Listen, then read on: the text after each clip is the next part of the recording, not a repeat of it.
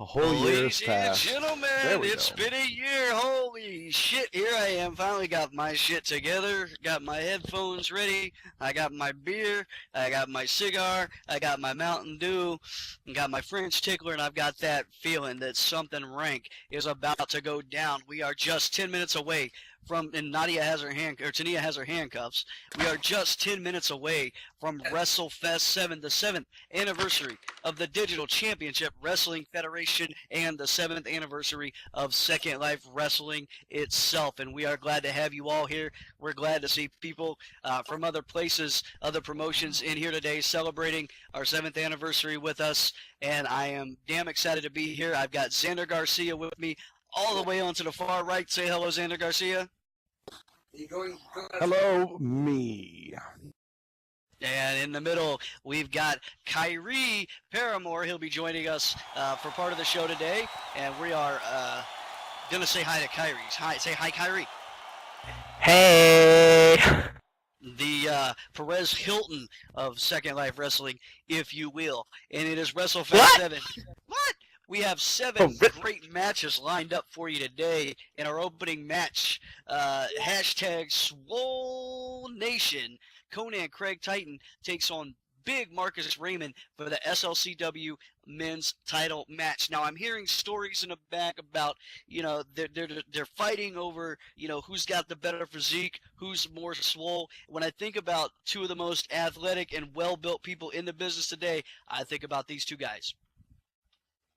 Absolutely. I mean, they go through a lot, and they're not exactly all that big. They're not the biggest of fellas, but they are indeed hashtag swole. Oh, Kyrie, Jesus Lord. Oh, Jesus No. Lord is not in the match today. Jesus Lord is not in the match today. No, I just gotta pray that... But Jesus. I just need to pray that I can get through with this. Ah. And I can just pray for this match too. So, anyways, continue. Something that has never happened at a DCWF WrestleFest before, an open challenge for a title. Mr. Mafioso, William Naples, is at this moment without opponent, and he is looking to fight. He is looking to defend his title tonight, so he will be issuing an open challenge to anybody in the DCWF Cruiserweight division to come out tonight and stand toe-to-toe with him in the WrestleFest 7 ring for the Cruiserweight title, and I don't know if anybody's going to accept. Well, leave it up to the fastest man in the DCWF. I will say that now. The fastest man in the DCWF to mix things up like that. I mean, he just takes the rules, throws them out the window, and does basically whatever the hell he wants to do. Yes, Monstra, you will have your hands and feet and all of it. You got a full plate with just that one guy, let alone the rest of the matches. And in the SLCW women's title match, Kendra Chemistry challenges Whiskers Savage for the SLCW women's title. The feud has been going on for months with Kendra and Whisker, and Kendra has even gone so far as to try and kidnap Whiskers a few weeks ago, even though she denies it and there's no physical evidence or any kind of proof. I think we all know she did what we think she did. I saw that video, and I'll have to say, on a side note, Whiskers Savage has an amazingly nice house. I'm just going to go on record to say that. But it is some irrefutable evidence, just not complete, concrete evidence to say that Kendra did or did not do it. She's going to deny it, and at least it gets settled here, as most things do. And another WrestleFest 7 first in the Women's for the Chaos contract match.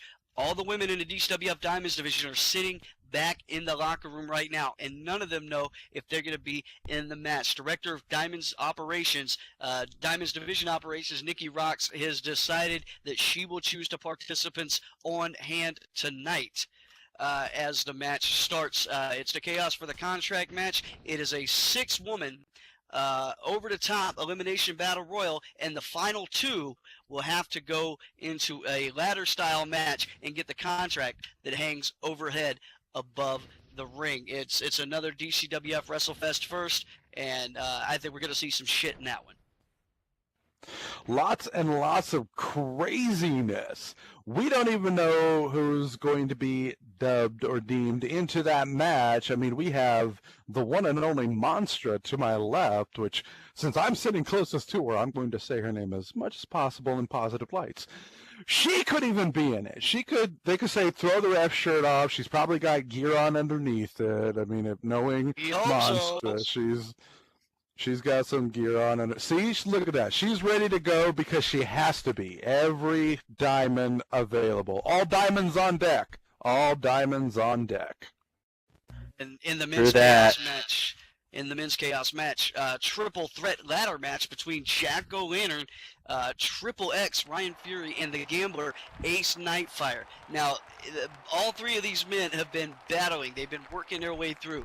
They've been taking the time and kicking ass and taking names. We saw some real bloody shit between Jacko and Ryan a few weeks back when Jacko attacked Ryan at one of our tour shows, and it's been really tense in the locker room amongst these three ever since. And this is a triple threat ladder match, and those are some of the most dangerous matches on the planet. These three guys have been in solitude all day. They've been in their locker rooms by themselves. They've been mentally preparing for what's going to be probably the most brutal match they've ever stepped into. I don't think Jack-O-Lantern exactly has a locker here. At least if he does, it's not in the locker room. It's probably in the bowels of the arena somewhere next to a boiler. What do you think, Kyrie? What I think is that match is going to have a lot of issues between those three. I'm probably expecting to see a bloodbath, in all honesty. It could get a little bloody in there, and the DCWF Women's Championship will be put on the line as Andrea has gone from coveting the SLCW Women's title and looking for the gold shiny and going after Nina Prater, the current DCWF champion, in this last diamond standing match, which means somebody is getting knocked out today. And it's in the women's division. Like I say about the diamonds division, we don't do a bunch of that foo-foo diva shit. We get in here and fight, and these two are the last women standing today. Oh, I'm definitely gonna see Nina, Miss Nina. I know her and Andrea's pretty much going to go at it real hard, so I'm definitely gonna see both of these girls go off intensely. Wait, the other thing you gotta watch out for with Andrea, the last time I saw her, she also used her lead-loaded tambourine. Watch out for them gypsy tambourines, man. You just can't trust them these days. Well, she was able to disable Monstra with it, so you tell me what was in it. That is a scary thought, but what about that massive main event? In a match that we really have to just agree on is years in the making. The Hardcore Dragon, Mad Mike Freeman, versus the DCWF World Heavyweight Champion, Mithil Wojcik. In today's main event, it is Dragon versus Dragon. Mithil Wojcik, two-time DCWF World Heavyweight Champion, been the proud carrier of the DCWF World Heavyweight Championship for months now, against Mad Mike Freeman, a man who has done everything in the business, everything in the DCWF ring that there is to do, except for one thing: main event WrestleMania for the DCWF World Heavyweight title. And believe me, when he comes out, we're going to be able to see him, but his time is now. Yes, it is, and the time is now I say for Wrestlefest. Yes, it is. Wrestlefest. Yes, you did. He is in the main event of Wrestlefest, and let's see tonight if he walks out with that coveted. Either. He's never been in the main event at WrestleMania either. Just saying. Well, okay, I guess that does count. Give him time. I've got faith. I don't like his attitude, but I got faith in him. Mad Mike can do it. Well, ladies and gentlemen, it's finally here. What is it? Come on, somebody tell me. It's February 28th. It's Wrestlefest. Wrestlefest! Thank you.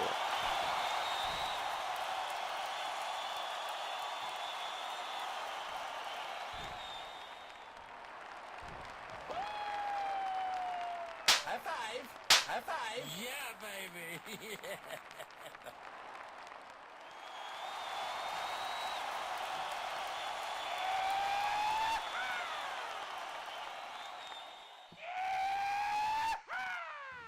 About how hard you hit. It's about how hard you can get hit and keep moving forward. How much you can take and keep moving forward. That's how winning is done.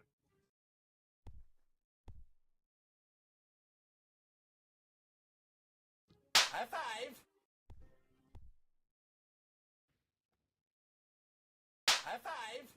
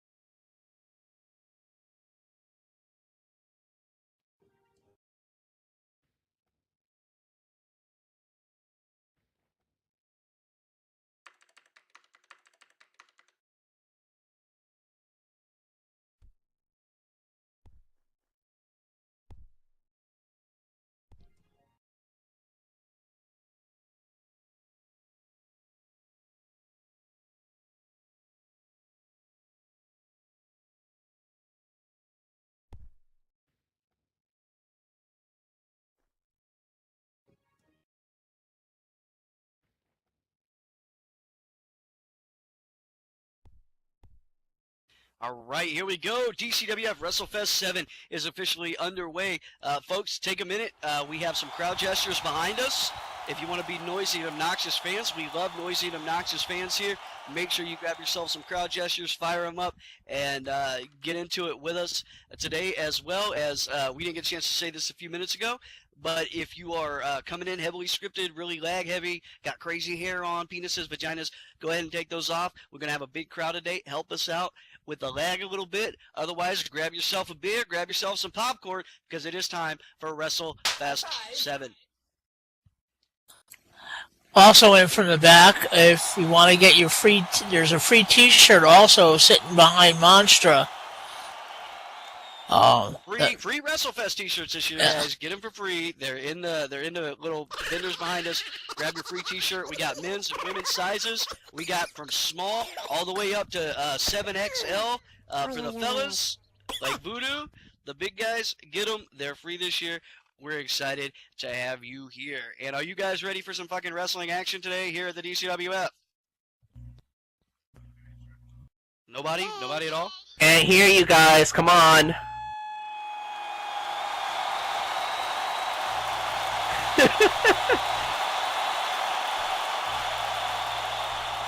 I guess they cheer when I say it. I guess so.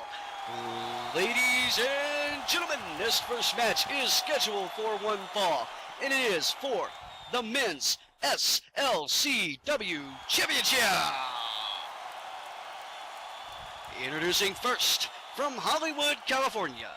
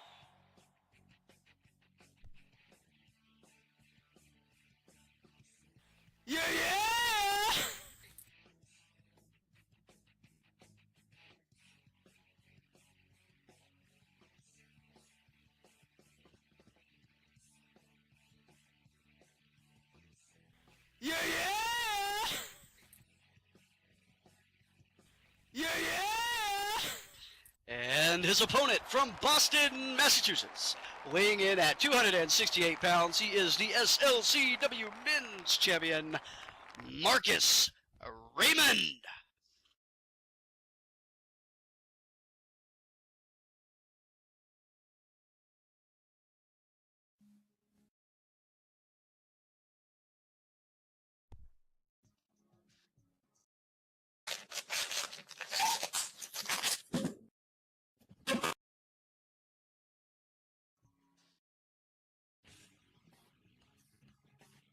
And now, ladies and gentlemen, let's get ready to rumble!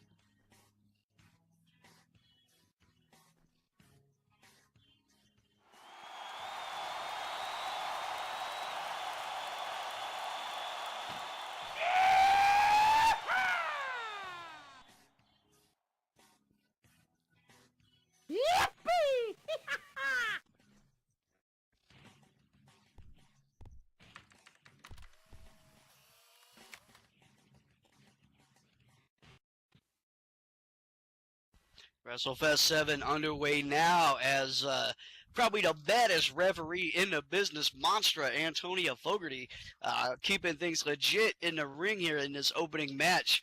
I think she might be more swole than Craig Titan. I don't know.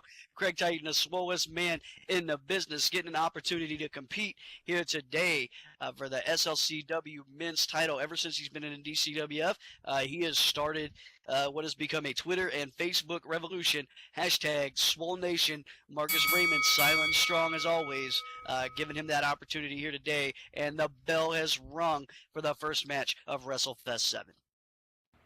Yeah, if this is a battle of physiques, I'm definitely going with the referee on this one. Same here. I mean, it's pretty much a given that she is more swole than both of them. You don't even know what swole is. These two stare at each other down, forehead to I forehead. don't want to know. Thank you. Forehead to forehead, once and for all. Big Marcus Raymond, Conan Craig Titan, just giving each other a few words here before the start. This is the grandest stage of them all, guys. This is the biggest, the baddest event in all of Second Life Wrestling, and these two are opening it up here. Collar elbow tie up to start off, and we are underway. Did he slap him before that? Marcus Raymond That was shoved. very much a slap. Oh, wow. Wow, we start off WrestleFest 7 with a big slap from Craig Titan, letting Marcus Raymond know he is in the building and he means business. But a slap, though? Are you serious? Anyways, these two are now locking themselves up. Oh, and Craig just shoved Marcus in the back. Oh, and Marcus sending Craig down to the mat with a big shove, winning that contest of strength. And Craig Titan, Craig is just shocked. He was shocked. Realizing for a moment who he's in the ring with, and Conan Craig Titan certainly has all the skills and everything it takes to dethrone the SLCW Men's Champion Marcus Raymond here today. The question is Marcus Raymond ready to be dethroned? Well, we'll just have to see once now that Marcus has Craig up in the corner right now.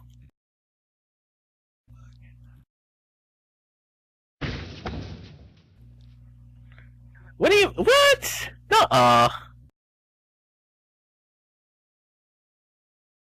Shoulder into the midsection of Conan Craig Titan, followed up by a big chop from Big Marcus Raymond, front face lock over in the corner there.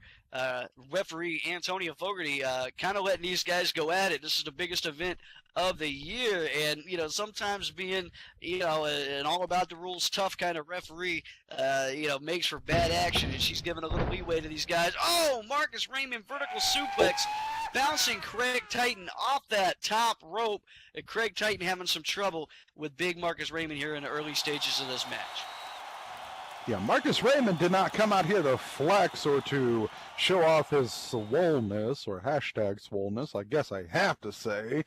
He came out here to wrestle, and Craig has to get with the program, or else he's definitely going to be outmatched. Craig Titan understands, the gravity of the situation he's in here. I spoke to just about everybody on the roster backstage earlier today as everybody was getting ready, and certainly Craig Titan is not underestimating big Marcus Raymond. Gourd Buster right into the center of the ring. He's not underestimating big Marcus Raymond, but he's still got to be Craig Titan, if you understand what I'm saying. No, Marcus now in full control and locking Craig there with the camel clutch. Not to be mistaken with the accolade. Let's get ready to rumble! Crush your enemies, see them driven before you, and hear the lamentation of the women. Monstra right there, all up in the mix, and let's see if Craig can power his way out of this one. If not, he's going to have to find a rope or tap. Camel clutch hold locked in the center of the ring. Craig has a few options here. He can make his way out, or he can tap, or he can find his way to the ropes. Either way, it doesn't look like Marcus Raymond has any intention of letting it go. And Craig Titan showing why he's swole. Picking big Marcus Raymond up, dropping him down to the mat. Holy shit, what a test of strength. Marcus Raymond is a big dude, and he just picked him up like butter. From a camel clutch to an improvised electric chair drop. Bravo. Bravo to Craig Titan. Looks like he is indeed here to fight, but no, wait, he's flexing. I spoke too soon. He really needs to not do that. Yeah, Craig, you should turn around. You know, the guy behind you, who's to his feet. Stop saying swole. And I feel you, Monster. giving Marcus Raymond a minute to get up there. And But Craig hits that clothesline on Marcus Raymond. Oh, I guess he expected it. Oh, nice play. Nicely played. Sometimes I think we make fun of Craig because he's into himself and in the swole nation as he is, but maybe he knows what he's doing. Maybe he knows exactly what he was doing there, giving Marcus Raymond a minute to get up and putting Marcus Raymond at ease, and turns around, fires through with that big clothesline. Marcus Raymond laid out on the mat, taking a minute to get up. Oh, and another clothesline from Craig. It's nice to see Craig Titan there being 100%. For once. It's clear his head is definitely in this match. I mean, what better accolade for your career? What better way? Here's a pin attempt. One count only. Marcus Raymond gets his shoulder. Only a one count. Wow. What better accolade than to win a DCWF SLCW title at Wrestlefest? That would definitely look good on his resume, and I was going to go into a tirade to tell Craig Titan that this is not Venice Beach. There is no sting here, but apparently he jumped the gun, and here he goes. Oh. And now these two are, I guess these two are training punches now. Oh, yes, they are. And Craig Titan fires through with a knee strike. Big Marcus Raymond came out here to fight, but he's having a little bit of trouble with Craig Titan right now. Marcus Raymond's going to have to figure out possibly a new strategy, possibly a new approach to this match. As Craig Titan with that side headlock. Now, I've said this a million times, I'll say it again. Nobody in wrestling has ever tapped to the headlock. This could be a first. Hip toss. Hip toss. Oh God, please, no, Craig, no, please. Can someone pass me a bucket or something? Ugh. We need a trash can out here. God, and I just ate too. And Craig Titan failing to follow up with that hip toss with anything, giving Marcus Raymond a chance to get back to his feet again. You can see the match taking its toll on Marcus Raymond a little bit. Back to the collar elbow tie-up, wrist lock from Craig Titan, going into a little bit of technical wrestling here. It's not all about power with Craig. He does have, believe it or not, some in-ring skills, and he's exercising them here today if he wants to win that SLCW men's title. Yeah, you got to have some type of skill to go up against Marcus Raymond. Oh.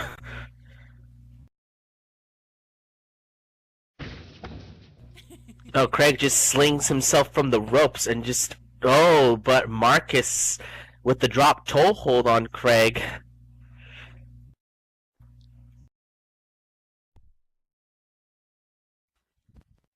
Marcus Raymond able to fight through a little bit by himself, a little breathing room, sending Craig down to the mat with that drop toe hold. Marcus Raymond trying to exercise a little bit of caution here. He's starting to figure out that, wait, whoa! Oh, Craig goes for the roll-up. 1, 2... Only a 2 count. 2 count. Hail Mary pass from Craig Titan there, rolling Marcus Raymond up.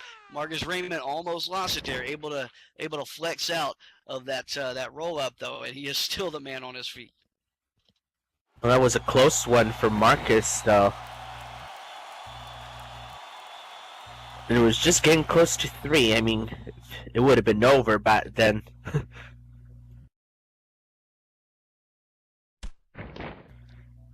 Apparently, now Craig shoving Marcus.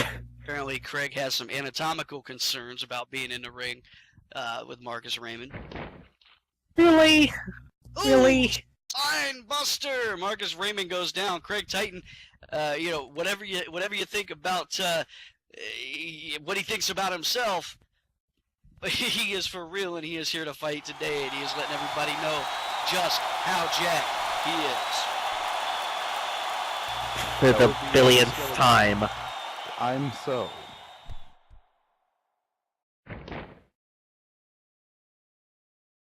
Oh, now he hits an inverted atomic drop on Marcus there. Disrespecting the nuts of big Marcus Raymond, inverted atomic drop.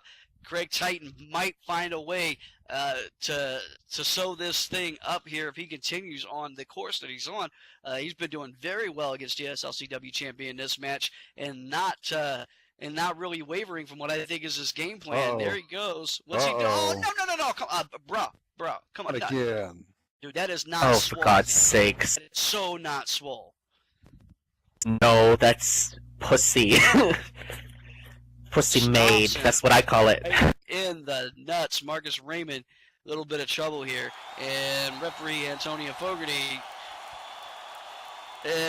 Yeah, I can tell Antonia is unimpressed right now with what she's seeing. So far, 2 face palms. I'm curious as to what will happen to Craig if she gets to a 3rd face palm. Oh God, did he just bump into Monster right there? Oh my God. He grinded. Here's the pin attempt. 1, 2, and gets a shoulder up. Marcus Raymond, nuts on fire and all, manages to last and stay a little bit longer in this match. Well, Monstra's on top of it. No pun intended. She's very much there in the action. Not one to shy away. Not one to shy away from any form. Oh, Craig just now slings Marcus into one of the corners there. Dangerous position for the champion to be in, as Craig Titan obviously showing he has no bounds he will not cross. His shoulders right to the midsection, and some knees to the midsection as well. And Marcus Raymond is finding his SLCW title slowly but surely slipping away to the challenger, Conan Craig Titan, if he can't find a way to stop this offensive assault.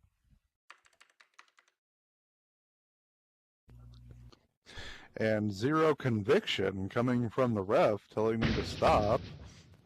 Wait a minute. He's got him hooked. He's getting it ready. Oh, superplex. That was one mean superplex, I'll admit. Tossed Marcus Raymond better than halfway across the ring.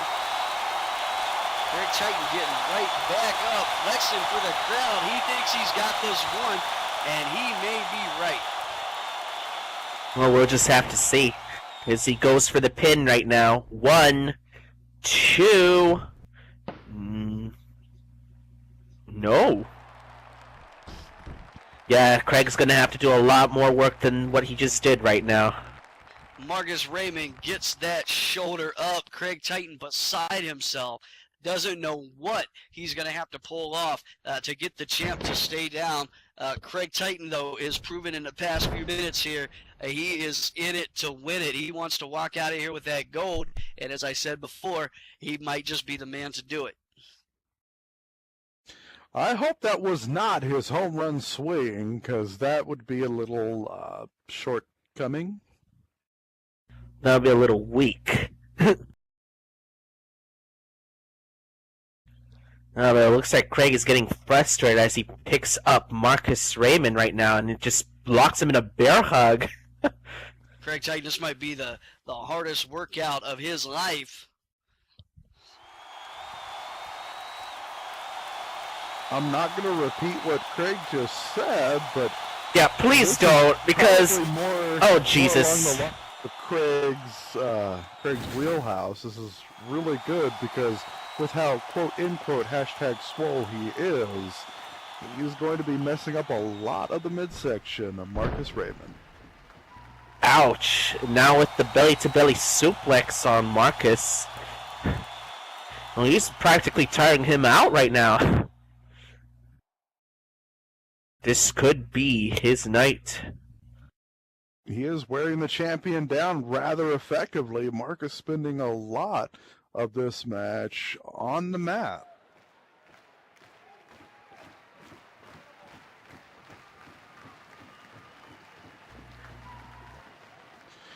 Oh, there you go. some swole science for you. If he can break a stick, he can break a back. So that's swole science. That makes no sense at all.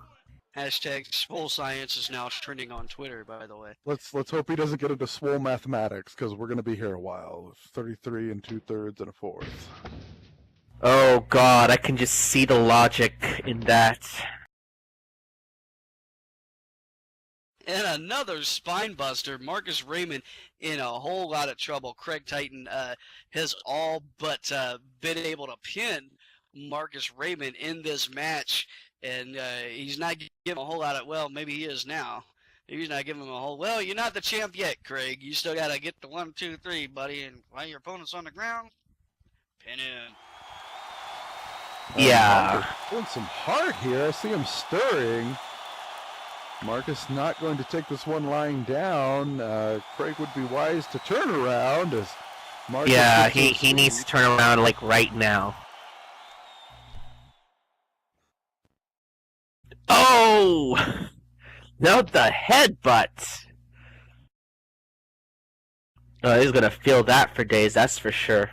Marcus Raymond starting to mount that comeback now, getting his hands on Craig Titan. Craig Titan, I think, may have got a little, rolls him up and over into a suplex. Craig Titan still got something in the tank, something in the basement here, and was able to get out of Marcus Raymond's grip.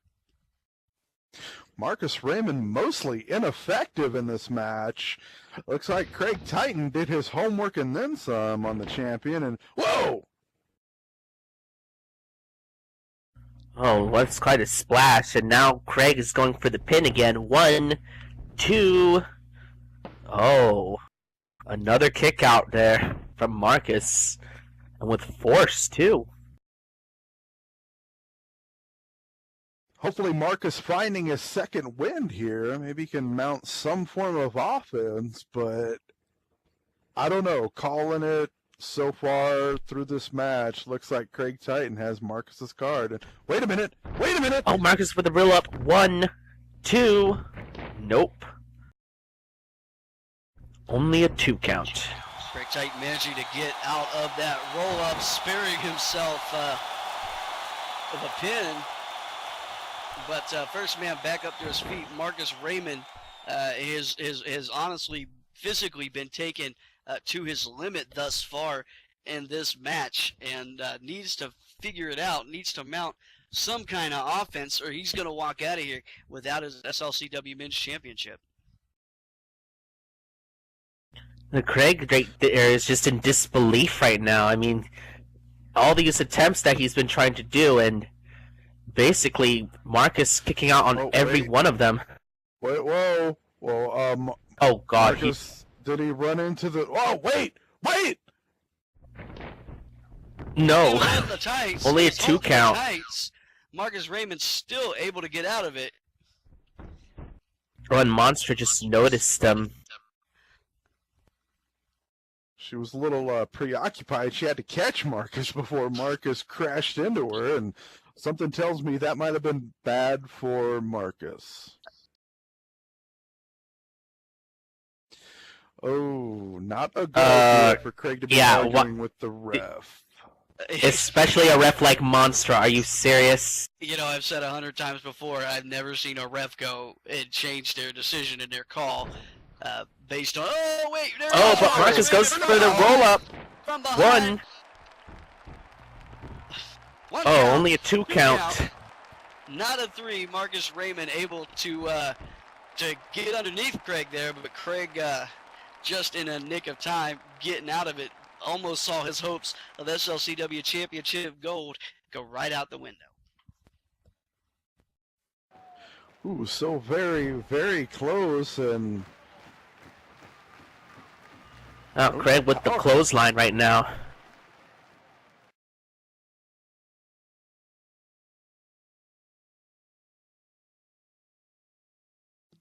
Marcus being oh.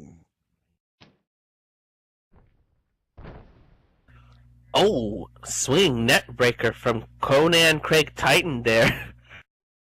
And still, Marcus Raymond being taken through the ringer and then some. I can't say I've ever seen this out of Marcus Raymond of all people. It's been very rare that people have been able to, manhandle him in any kind of way, particularly for any length of time. And Craig Titan has done what might be the impossible. Here's the pin. One count. Marcus Raymond gets that shoulder up. This is back and forth. This is a battle. Craig Titan cannot sew it up. No, it's Marcus's heart that's keeping him in this, and I very much applaud that. Don't get me wrong. It's just I haven't seen anybody out wrestle Marcus Raymond. This is the guy that in his first few matches, he indeed went face to face, toe to toe with Mithil Wojcik. And now we're seeing this. Oh, Craig with those punches and a headbutt. And Craig off the ropes. Marcus Raymond catches him with the knee. Craig Titan's momentum for the moment has been stopped. Ooh, Marcus there might need to catch his breath right now. Yes, reading my mind here. Yes, hopefully he can mount something because, like I said, I have yet to see Marcus Raymond out-wrestled like this, but I'm witnessing it. I can't believe it, but it's happening right in front of me.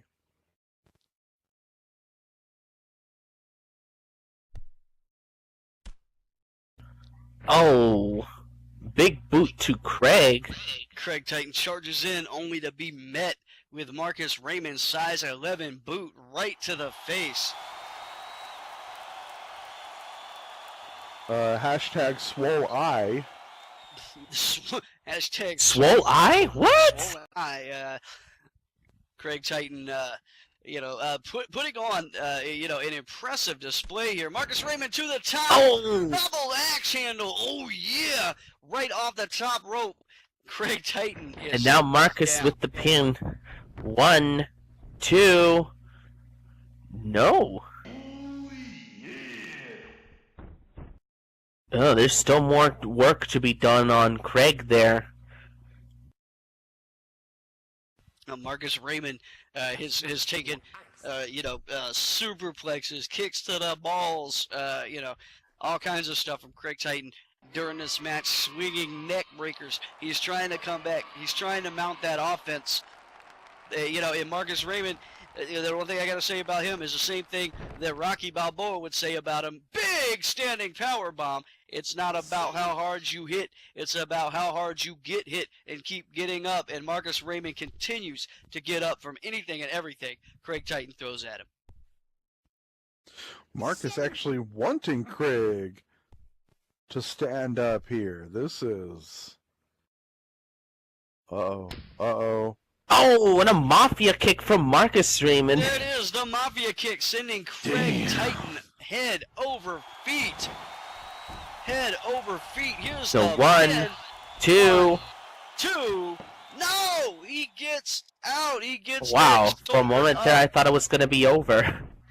But it wasn't. I've seen Marcus Raymond's mafia kick knock many motherfuckers out in the center of that ring, and Craig Titan manages to get up. I don't know if it's because his head is so big that it doesn't affect him as bad. Or it's just so full of himself. Oh, and he just hit an Emerald Flosion there. Now he's going for the pin once again. 1, 2, no! The Wow. Emerald gets a 2 count. Craig Titan gets up. I'm at a loss. Those are two of Marcus's heavy hitting moves, and Craig just got up from both of them.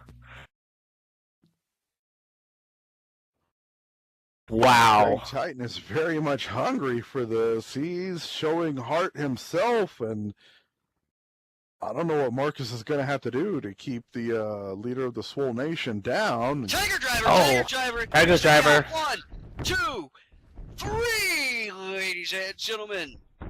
Here is your winner, and still the SLCW Men's Champion, Marcus Raymond. Oh, impressive showing from those two.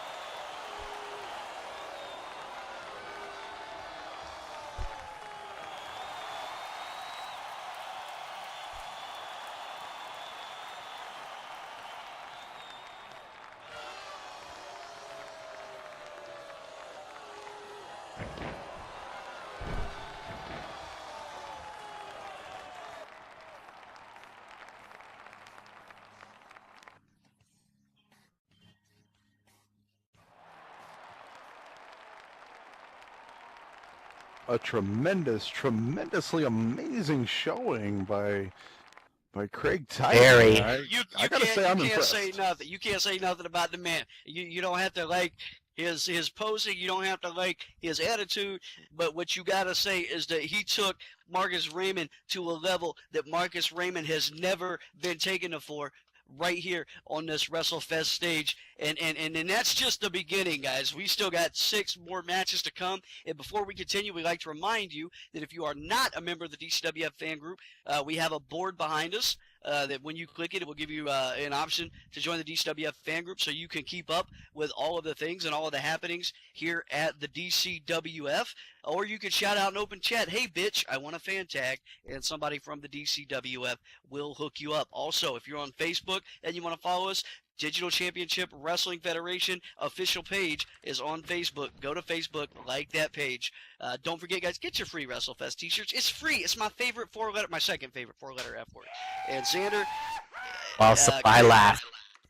Xander, Kyrie, a never before at a WrestleFest. You know me. I'm a worrywart. I'm a planaholic. I'm the kind of guy who likes to know everything that's going to happen in a DCWF ring. Never before, and God help me if my attorneys have anything to say about it, never again. An open challenge at WrestleFest coming up next. Absolutely. So let's get right into that mayhem, if you will, and let's stir things up. Ladies and gentlemen, are we ready to continue? All right, well, ready or not, as very much like this next person, he hails from Naples, Italy.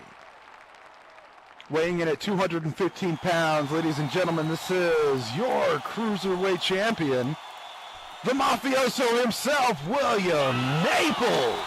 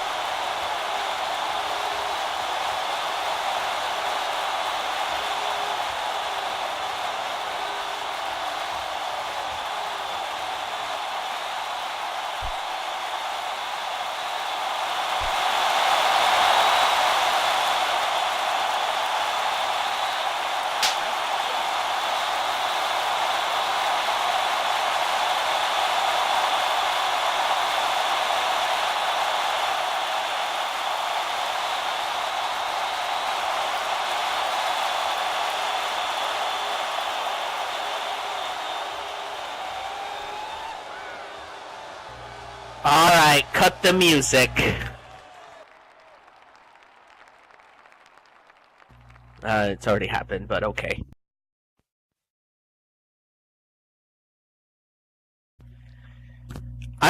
First off, let me say, I was supposed to face a guy named R.A. Mystic here tonight, and guess what? Apparently, he didn't have the Stugots to step into the ring with Mr. Mafioso. I get it though, man. The beating you were gonna take in front of these people was going to be brutal. But this is Wrestlefest, the biggest stage in Second Life Pro Wrestling. Time to push out. Que sera, sera. Maybe he had an unfortunate accident.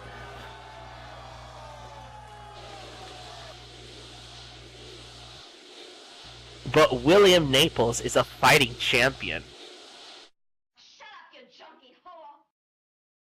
I don't run from nobody, let alone any of you stronzos in the back now waiting to catch a whiff, capiche?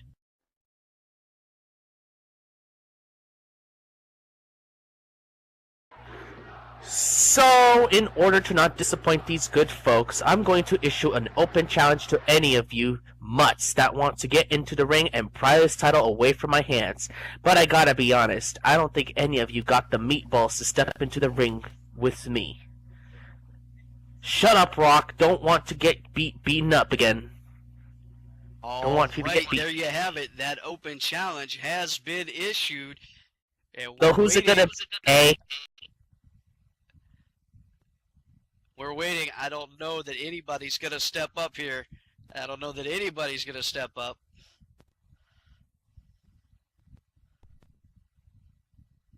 Holy shit.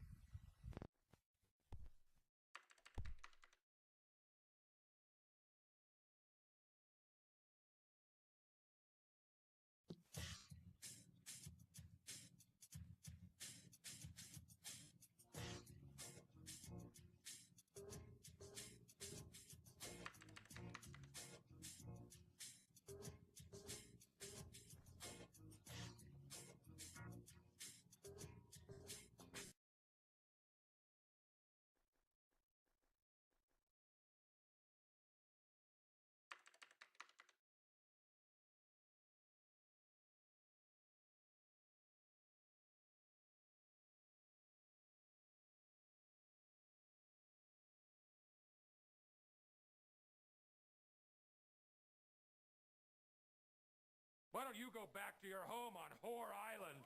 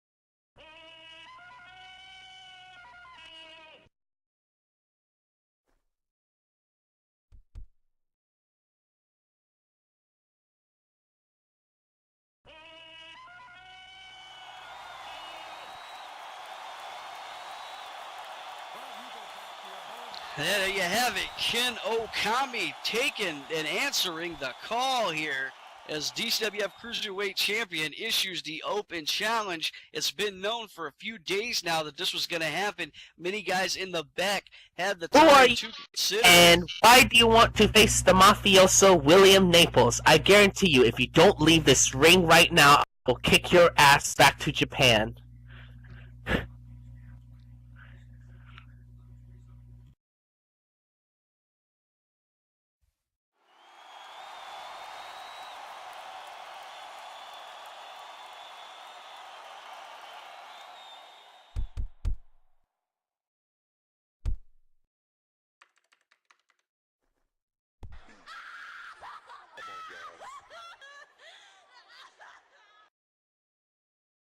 Well, William Naples is giving Ken Okami a chance to reconsider before he gets in the ring and the bell rings and it's made official.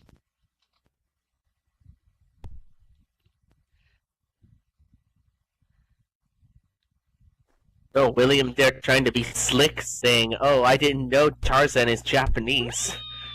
Huh.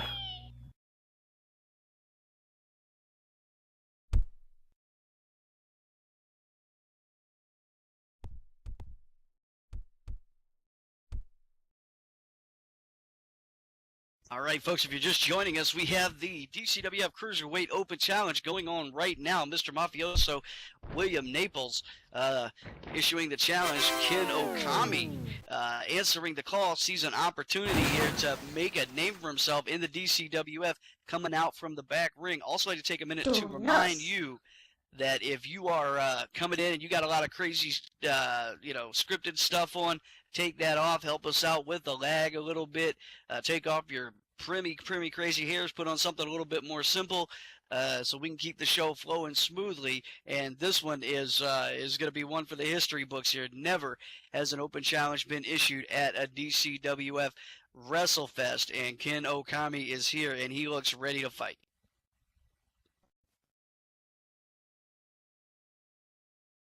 Oh, Okami now saying, "See, that's okay."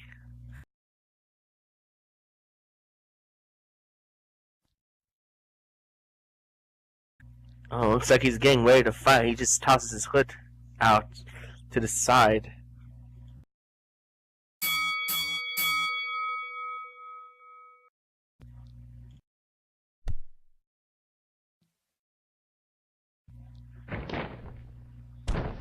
Oh! All right, whoa, and Okami's starting off straight away, putting the Cruiserweight Champion down on his ass. He came here to fight tonight. And definitely not the chit-chat. The fight is on, and Ken Okami has an opportunity here to beat Mr. Mafioso William Naples, and that's not going to be an easy task. Xander Garcia said it earlier. He might be the fastest man in the DCWF. He for damn sure that, and he might just be the fastest man in the business. Ken Okami going to have to take and show some strength and show some testicular fortitude here, and this would only be his second match in an official DCWF ring, and for him to come out here tonight and upset the DCWF Cruiserweight Champion would be a huge boost to his career, a la Rock and Roll Express from the 1980s, and he is looking to turn it up and turn it on in this second match of Wrestlefest 7. Yeah, I gotta say, I didn't even expect to see Okami in here, especially in his second match. Wow. You know, It's I might have impressive. expected to see a Sparky Keenan, a Basil Winlow, a Jericho Scarbridge, one of those guys come out. Heck, But I could Ken even Okami- buy Monster there being his opponent. Ken Okami rising to the occasion here. Oh, but now Okami's just going off on William Naples there with the ground and pound. Maybe Voodoo Cooperstone would have come out and tried to become the Cruiserweight Champion. I don't know. Anything could happen at the DCWF. Oh god. That fast.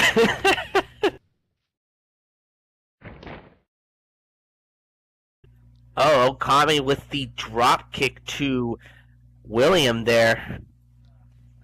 William Naples, maybe a bit off, more than he could chew, issuing that open challenge because you just don't know who's going to come out of the back, and you just don't know what what your opponent's going to bring to the table. And Ken Oh, Okami is he taking just a shoves. fight to He William just Naples shoves down straight William away. Naples. Looks like You know, the it might Italian be- Flash is having a bit of a challenge for him right there now. It might be a matter of strength versus speed here, as Ken Okami is exhibiting some strength. And whoa, William Naples trying some of his path to chain wrestling, and Ken Okami having none of it, and he goes off the ropes Okami with tried that to hit him, crossbody. but I think he missed. He goes off the ropes with that crossbody. Okami throws a foot, he misses. Oh. Oh, and he And finally those hits a repeated- basement drop kick. Oh, those repeatedly repeated- too. Wow. Those repeated basement drop kicks from William Naples, and this one is underway here. I think we've gotten through some of the slug, and these guys are going at it. And reverse Irish whip there. William Naples, no, he jumps over with the foot. Ken Okami able to duck it. I think Ken Okami is reading William Naples timing pretty well. Drop kick. William Naples goes down. This one continues, but Lord knows what is going to happen if Ken Okami wins this one. Small package pin from William Naples. Let's see. 1. Two count only as Ken Okami gets his shoulder up. Lord only knows what can happen to Second Life Wrestling. It might get turned on its ear if Ken Okami comes in and upsets William Naples here today at Wrestlefest 7. Yeah, that's true, Numbers. Who knows what's going to happen here? Might be seeing an upset here, or William will walk out with the gold here. Who knows?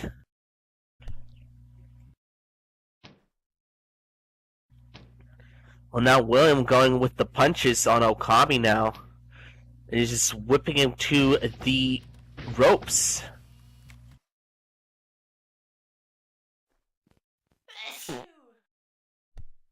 Well, bless you, whoever did that. Don't want anybody getting sick here. Please cover your mouth if you're going to sneeze.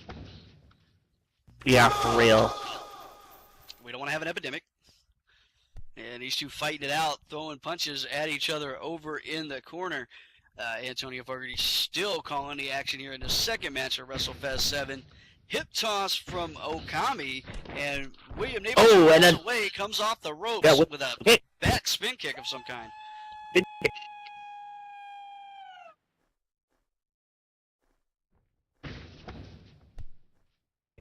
Now William tried to go for a clothesline, but Okami ducks in time. Oh, but he hits a spinning back fist on Naples there. Just puts the back of his fist right into the chops of the Cruiserweight Champion. He is for real. He came out here to fight. William Naples got his hands full issuing this open challenge. Ken Okami is here. He is in it to win it, throwing those kicks over in the corner. Ken Okami does have a martial arts background. William Naples, very quick, very wily. He's a guy you can hardly watch. And Oh, no, he goes for tried to another go for kick, a super rolls kick, out of the way. but William, yeah, he does roll out of the way. And now he hits a rebound crossbody and a moonsault to a moonsault on Okami. And now he's going for the pin. 1, 2. No. Not yet. Ken Okami able to get that shoulder up. Ken Okami, fairly new to the DCWF, been watching his training videos, been monitoring his progress, and he has all the skills it takes to make it to the top of the DCWF. He has all the skills it takes to climb the ladder and be a legend in the business. And what a hell of a way to announce your presence, then show up unplanned, unannounced at a DCWF major event like Wrestlefest 7. Oh. That indeed. It looks like Okami's putting guys like Naples there in notice. On notice there. Ropes with Oh, that but it looks like sunset Naples flip going for the in. sunset flip. Little too close to the ropes there. Still getting a 2 count. And Oh, Okami he gets just up. he's Naples to the head.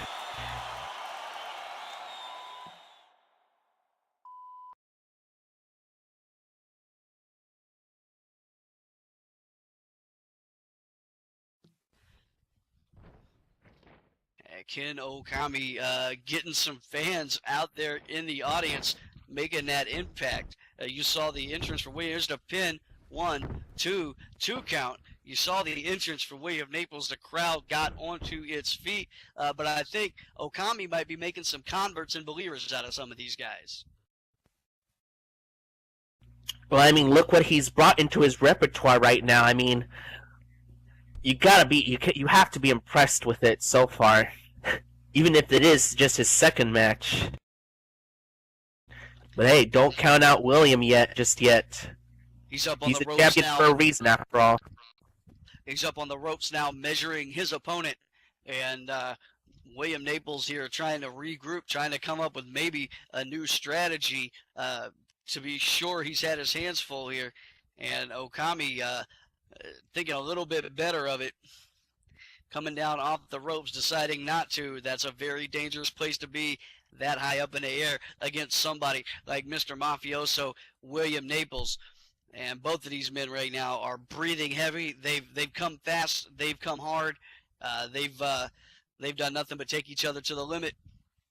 And Ken Okami gets his hands on Merrick right now. Or I'm sorry, on William Naples right now. And this one, this is going to be one for the record books and the history books, no matter how it shakes out. That it could be indeed. Oh, but now Okami just locks in a Flying Dragon submission on William Naples there. Question is he going to tap out, or... Well, we'll have to see. We're going to see something we don't often see in a DCWF ring and from these guys, and that is some Asian wrestling here, some New Japan Kuroresu. some of that unique Japanese style that is so unique and so pointed, and we're seeing a little bit of it from Okami. And the crucifix driver, Ouch. William Naples, goes down. He's sure gonna be feeling that.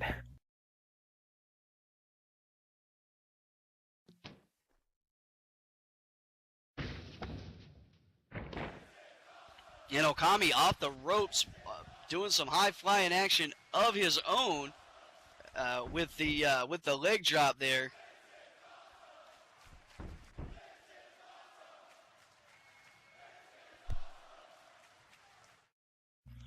Okami now in full control so far as he whips William Naples to the ropes. Oh. And he hits a Regal cutter on It's the Regal champion. Cutter. The champ is down. Ken Okami could walk out of here with it at any second. He could be the man that beats William Naples at his own game. Oh, that'll be quite an upset there. And William Naples back to his feet, getting his speed on. Oh, Ken Okami caught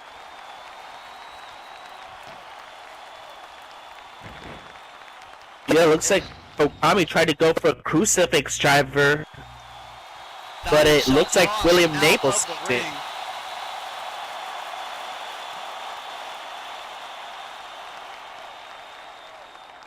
Now Naples is getting on the ropes. What's he gonna do here?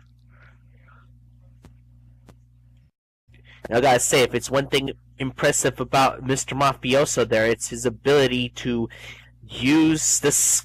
Basically, he's just using his balance is basically impressive. The way he walks through the ropes like that.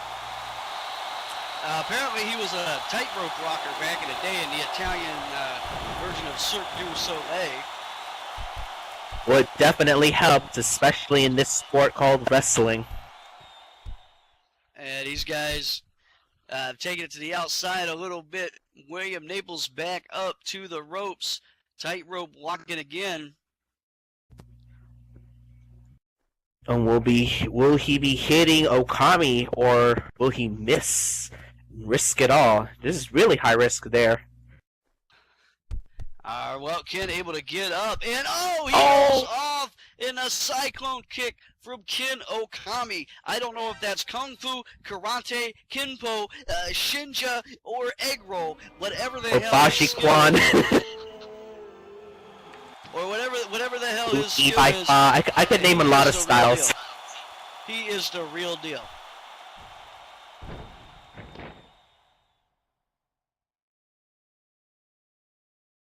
And Ken Okami tossing William Naples back in the ring here. He knows the basic rule of wrestling is you can't win it unless it's in the center of the ring. Gino, would you like to sit down? I see you Whip in the that audience. ass, huh? That's actually a very good name. Oh, and there's a 2 count, but no. Close but no cigar. Sit with us for the rest of this match, Gino, and we'll bring Killian in since Xander managed to crash on us. Oh, welcome to the table, Gino. Oh, thank you. How's it going, Numbers? It wouldn't be Wrestlefest if you didn't sit down, at least for part of a match with us and help us out here. After that, we're going to bring Killian in, and we're going to finish this whole thing off, but it's good to see you today anyway. Yeah, it's good to be here. I was kind of late. After all, had to go to the planet Vulcan. You know, Mr. Spark passed away yesterday, so we had to pay tribute. Oh, yeah. I understand. Ken Okami on the ropes now. Looking down at Mr. Mafioso. Gino, if you're just joining us, this was an open challenge for Mr. Mafioso, William Naples. Ken Okami answered the call, and this is where we find ourselves. And we can see a new cruiserweight champion today. In our opening match, Marcus Raymond successfully defended his title against Conan Craig Titan, a man I'm sure you have plenty of opinions about. Oh, I guess you know how I am, and you know me, so it probably was. But this one here, Mafioso, he's kind of a little bit full of himself, isn't he? Just making that challenge right at Wrestlefest. R.A. Mystic And he's paying for it right now. R.A. Mystic was supposed to be here. R.A. Mystic nowhere to be found. We think he may have had an unfortunate accident, if you will, William Naples having to deal with somebody who he's not had a lot of experience with and who has taken him, to his very limit here. William Naples up and finally on his knee. Oh. And Ken Okami with that double axe handle. Gino, welcome to the show. Oh, well, thank you. And this looks like there's a ass whooping right in the middle of Wrestlefest. Oh, it's an ass whooping indeed. Okami's taking full control of this match. So I see, and I am presently shocked to see who's officiating in the ring. My girl. Oh yeah, Monster is running things right now. Oh yeah. Rebound crossbody for Mr. Mafioso. But Gino, I don't know how many of his matches you call, but he is too fast to watch sometimes. Yes, he is, and you got to be careful because he will make you an offer that you cannot refuse. But I gotta say, Ken Okami's handling himself pretty well against Mr. Mafioso there. Ken Okami handling that business in the ring. Even if big roundhouse kick to the temple. Ken Okami goes down. I was going to say, even if Mr. Mafioso pulls this one out, retains his cruiserweight title, Ken Okami has made the impact I think he was looking to make when he came through that curtain. You don't just walk in your second match and go to accept an open challenge for a major title without having some balls. That's for sure. Yep. That's one way to get recognition. Win, lose, or draw. Behind. Drop kick from behind from William now.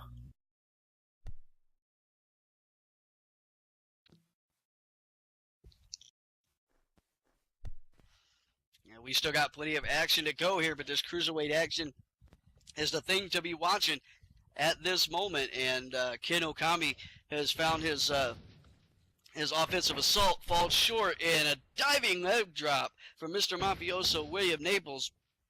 And off the ropes again for a rebound crossbody. Gino, I know you're old and slow. Can you follow this guy? Yeah, I got him my eyes on him. I'm seeing everything he's doing so far. And you watch the old stuff because I'm just like fine wine. I just improve with age. I believe. Ken Okami makes his way to his feet now, though, and we are here at Wrestlefest VII, and we're just 2 matches into this thing. Unbelievable action so far. The crowd reaction for Mr. Mafioso when he walked down a ramp was unbelievable. I haven't seen a crowd go that freaking crazy since Voodoo Cooperstone won the DCWF World Heavyweight Champion this time last year. And there goes Ken Okami firing through with those kicks, those speedy, strong, agile legs of his. He's like I don't want to say Jean-Claude Van Damme, but I've watched this guy train, and he does the splits and gets his legs straight up in the air like that and holds it. It hurts my nuts to watch, but he's got the skill. Mm-hmm. Right now, it seems like he's taking it to William Naples. Let's see how well he can keep up.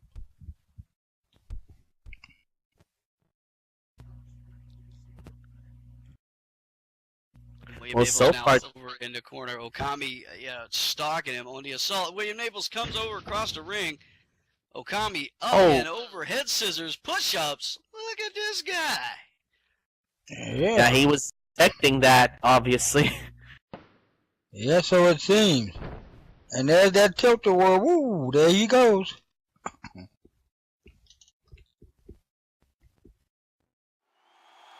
This Okami seems like he's bringing pretty much to the table here. Let's see how well he capitalizes and follows through. Well, but one of the biggest things about being fresh and being new in the wrestling business is that every time you come out in a match, the adrenaline's pumping and everything is, oh no, off the ropes. Merrick runs under it. William Naples runs under that. Oh, And that was catches quite him. a quick there. Big boot right there. That's that experience in play. You come out young with all that attitude, with all that piss and vinegar, with all that adrenaline, and it seems like nothing can stop you. And then you do something bold like this. You step out in a match like this against somebody like William Naples, who I have a hard time believing can be beat at his own game. And it becomes a thing in this match will be talked about for a very long time. Super kick by William Naples, and Ken Okami's head full of steam may be stopped. Here's the pin. 1, 1, 2. 2. And that left shoulder is up. This youngster seems to have plenty much fight in him. 2 count. 2 count, and William Naples, I think, has thrown everything in his arsenal at Ken Okami.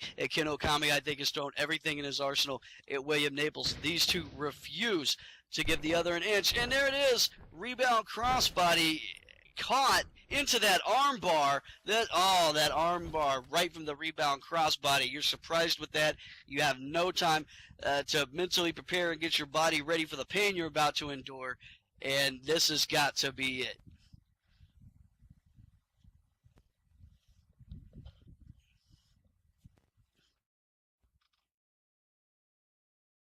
You can see there's a hush over everybody to see if somebody's going to tap, how this is going to go.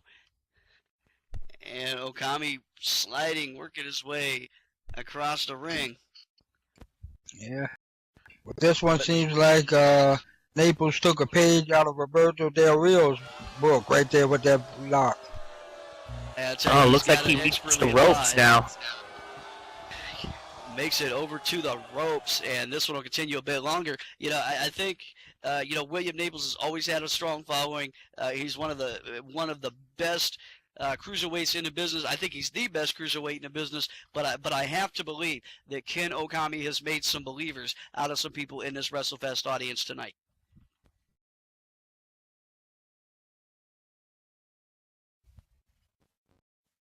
Oh, that indeed he did. So far, he's been on William Naples for the majority of this match. Heck, even throwing him off his game a couple of times there, and well, yeah. Come on! These two definitely complement each other when it comes to their ring psychology.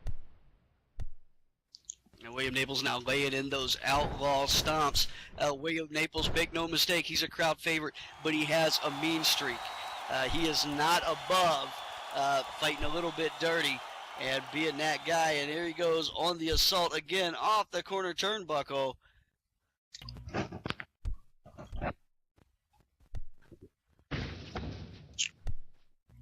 Oh.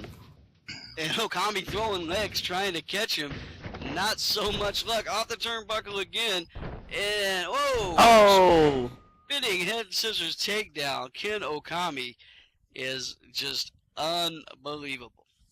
And William Naples took him down and brought him right at, that was, I haven't seen, I just love watching this man wrestle, I gotta say. Yeah, it seems like Kim Okami It looks like he's going for a pin now. 1, 2. It seems like he's kind of outmatched by experience, but we all know. I tend to think, experience, often wins out every time. Unless you have a big rabbit's foot in your back pocket.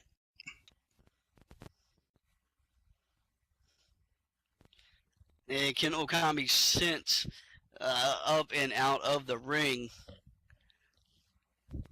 Yeah, he just rolled out quickly right there. Antonio Fogarty getting that 10 count. Well, you get back on in time. That's the $60 million question.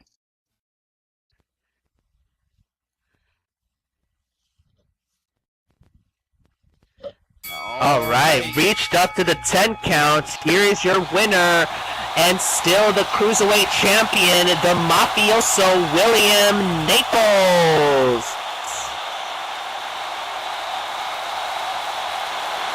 It looks like that head scissors spinning takedown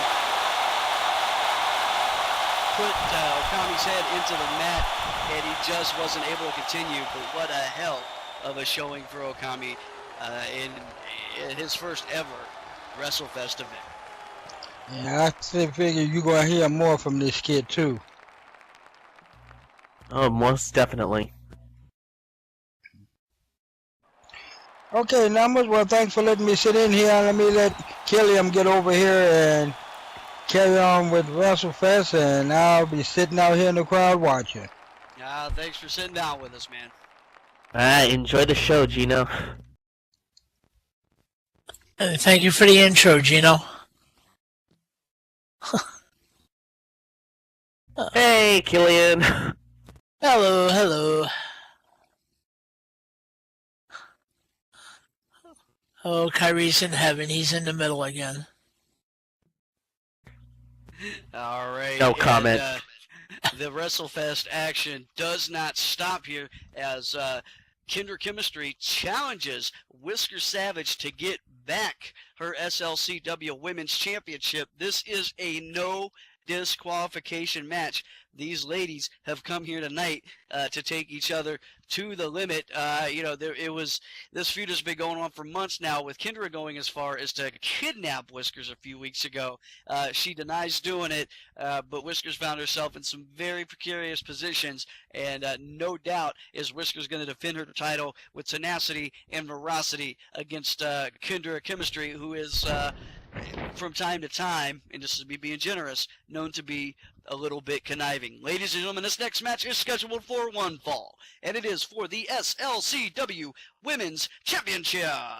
Introducing first, from Detroit, Michigan, weighing in at 152 pounds, she is the showgirl, Kendra Chemistry. I certainly hope she keeps her top on today. We don't want to scare any of the fans. I don't.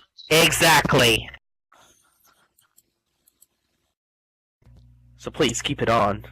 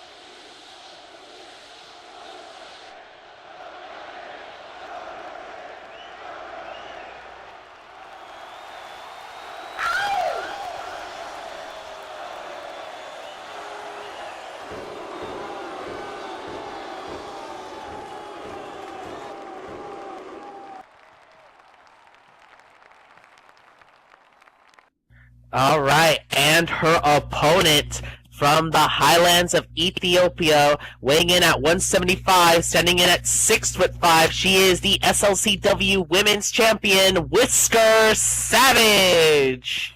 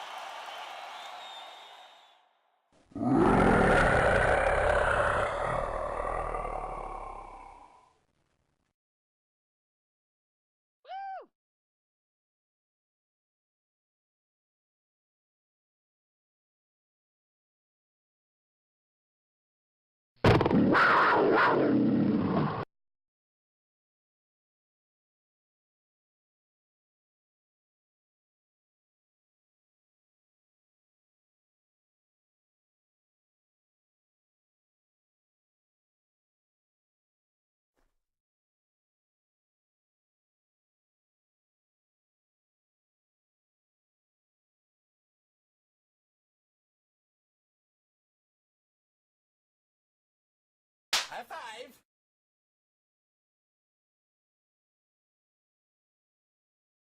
All right, these two ladies have been, under each other's skin and back and forth for weeks now. Whisker Savage getting out of the precarious situation that Kendra put her in with a kidnapping attempt there, which, why would you want to kidnap the kitty? She's so sweet. You just take her home and cuddle. It's whatever. And Catherine Blackadder, Whisker Savage, an SLCW original, defending her SLCW title right now against Kendra Chemistry, who has had, a storied run of her own here in the DCWF.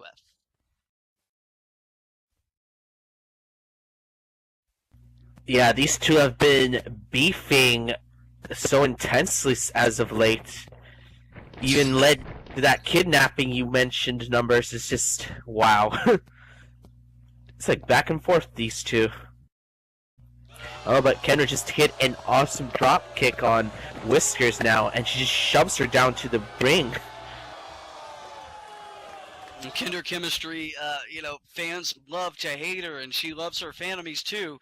And she's this is probably going to be what I think is one of the toughest matches, if not the toughest, of her career. She's in the ring with Whisker Savage, who has done it all in the ring and shows no signs of slowing down. She's one of the toughest, one of the meanest, one of the most difficult people to pin to the mat when it comes to being in a ring that I've ever had the pleasure of working with.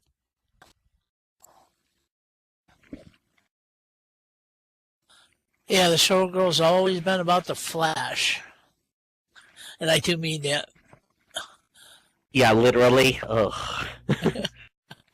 Fixate Jesus. If you're a fan of titties, I'm a fan of titties, and Kendra provides to the crowd once in a while. What can I say? Yeah. As we saw at one of our last road shows, Whisker Savage ripped Kendra's top right off, and it was bittersweet for the crowd. Oh yeah, that poor girl got embarrassed by Whiskers there. I mean, who? There's no embarrassment there. She loves it. Right. Ooh, Kendra getting that hook kick in there, sending Kitty down to the mat. Pedestrian start to the match so far. Both of these women trying to jockey for position with some great chain wrestling. And Kendra, what a cyclone kick from Kendra.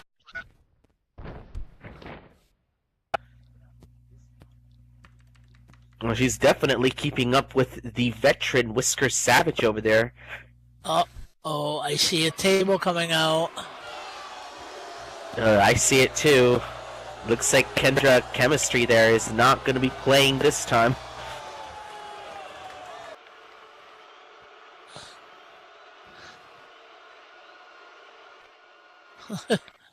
Well, this is a no disqualification match. So there will be no consequences for a table that has roller skate, a paddle, a baseball bat, a roller a skate, stripper pole that looks like a toilet plunger, horses, and a copy of Horses on Horses. Oh my god, a copy of Horses on Horses. Now I know that has to be the deadliest weapon on the table. I've seen everything now in wrestling. What is Kendra going to do? Read it to her and put her to sleep for the 10 count? Hey, you don't ever know.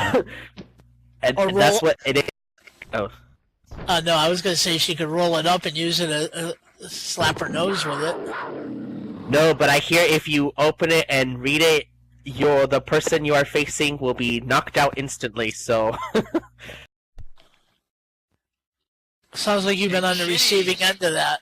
And Kendra swings that bat right for the noggin of Whisker Unfortunately. Whisker Savage rolling under it, and she is able to maintain here as that table full of weapons lingers off to the side there. Whisker Savage following up with that butterfly suplex. Kendra Chemistry might have bitten off a little bit more than she can chew here on Wrestlefest 7. Yeah, with the way this match is starting to open up, I'm wondering if Monster even wants to be inside that ring right now. I'm sure Monster can handle herself. Well, that's true. But going back and forth. Ouch! Cat's just going off on Kendra Chemistry right now. Hits her with a cat's paw. You talk about one of the fiercest, one of the most dominating competitors in all of the DCWF Diamonds division, and make no mistake about it, Kendra does not underestimate who she's in the ring with. Now here's the pin. 1, 2. Only a 2 count. And Kendra gets that shoulder up. Like I said, I talked with So about close. everybody on the roster backstage before the show. And, and in my conversation with Kendra, she was very quick to say she understands exactly the situation she's in. She doesn't care. She wants to take Kitty to the limit. She's coming to win it, but she knows exactly who she's in the ring with, and she has no intention of underestimating the awesome cat, if you will. And, there's the irate Kendra Chemistry doing what she does best. Oh, and you know how sharp those nails of Kendra's there. That's definitely going to be, that's one eye rake. What you know about stripper nails? That they are very well manicured and that they are very sharp. Not to mention that they use a lot of nail polish. Kendra picks up is coming in with the roller skate now. I believe that is Ari Lauren's roller skates, or at least according to some people, I don't know.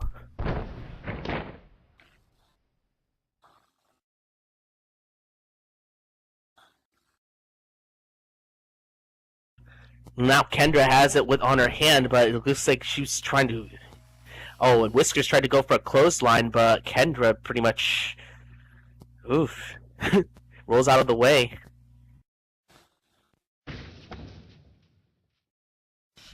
And unbelievable action so far in this non-disqualification match. Kendra brought the table full of weapons to the ring. Whisker Savage, clothesline. And sends Kendra head over heels, flips her right over with that big, massive clothesline. Kendra rolling around on the floor like she usually does.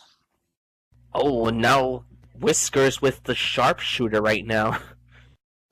Sharpshooter, center of the ring, well placed, great ring awareness by Whisker Savage, who, like I said, SLCW original, been in this game for damn near 7 years, and there's none finer, as far as experience goes, than Whisker Savage. Kendra Chemistry, though, with the way she plays, Whisker Savage could be in a whole lot of trouble here today. But she's got that sharpshooter locked in. Kendra's gotten into the ropes, but since there's no DQ, good luck. No DQ, no rope breaks, no ID, no goddamn beer. Yeah, Kendra's pretty much in trouble right now. Yep. Tap or snap. Hey, she's going to have to find a way to fight her way out of it. Whiskers is leaning right into it. Oh, but it looks like Kendra's breaking it off, the sharpshooter. Able to use those ropes for leverage and force Whisker Savage off of her. This one will continue. Whisker Savage had it all but one with that sharpshooter, and Whisker Savage taking her to the center of the ring now, where all the action happens in a DCWF ring. And this one continues for the SLCW Women's Championship. And coming up next, the 2 Chaos for the Contract matches, once a year, once in a lifetime opportunities for the winners.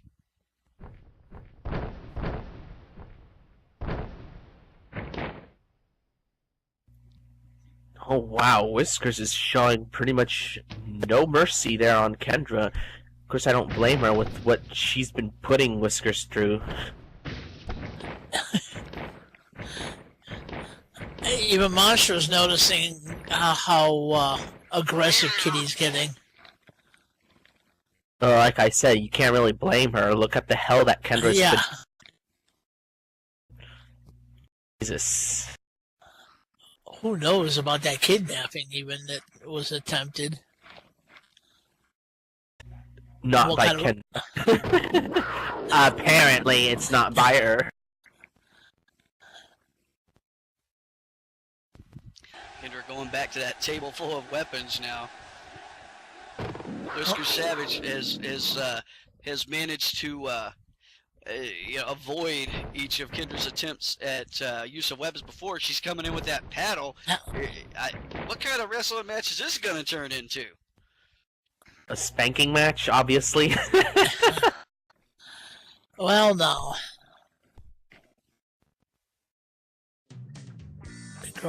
The girls get together in the center. Oh, and Kendra tried to hit Whiskers with the paddle, but Whiskers pretty much ducks and leg sweeps her.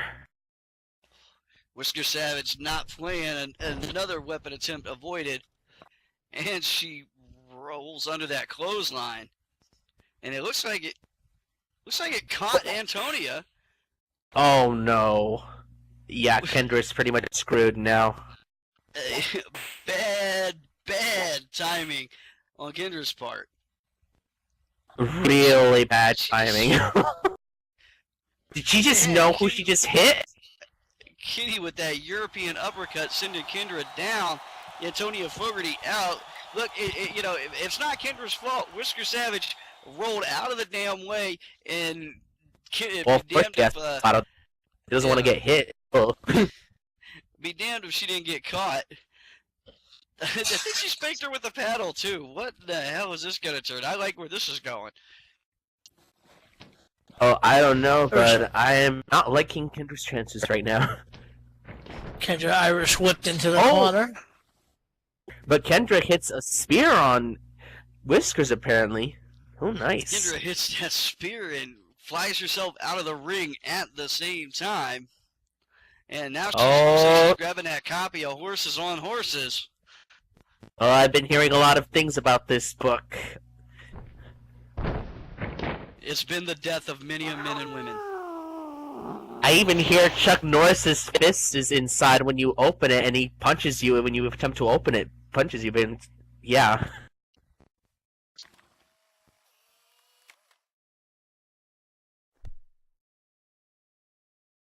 And Antonia Fogarty still down, feeling the effects of that clothesline as Whisker Savage gets up and readies herself for another weapon attack from Kendra Chemistry. Kendra swings that book. He manages to hit Whiskers with it. Connects hard. So that book must have been made out of lead or something. Or had a brick in it. Or Chuck Norris's fist.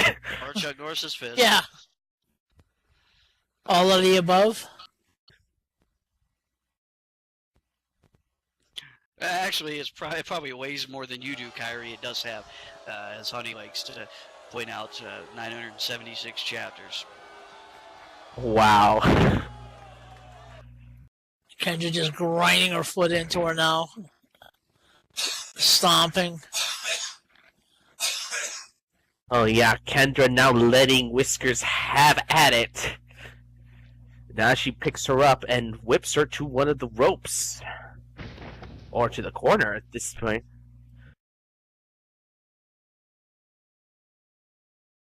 Now she gives her a lap dance. Oh, I'm surprised Numbers didn't say anything about that. I'm just watching the show, my man. Just watching the show. Monkey flip out of the corner. Antonia Fogarty's still down. I've never seen her down this long before. And damn, no one even made it rain. Kendra goes for the pin, but no one home to count it. Monster's still down. Wow. It's a solid pin. Monster's starting to get up now. I can't believe that paddle pretty much got her down there, and it's like almost that was just shocking. Well, take a shot with a paddle to the head, man. You know? Well, Antonia could still be feeling the effects from the tambourine that she got laid out with the week before, so she could have had a concussion or something, so you never know. It doesn't take much to add on to it. Both women now coming off the ropes. Oh! And Catherine with the drop kick now.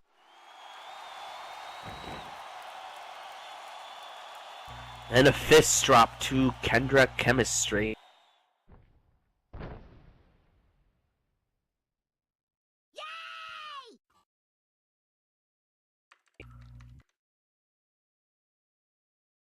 Picking her up. She's going to whip her. Which way, though? Oh, whips her into the ropes.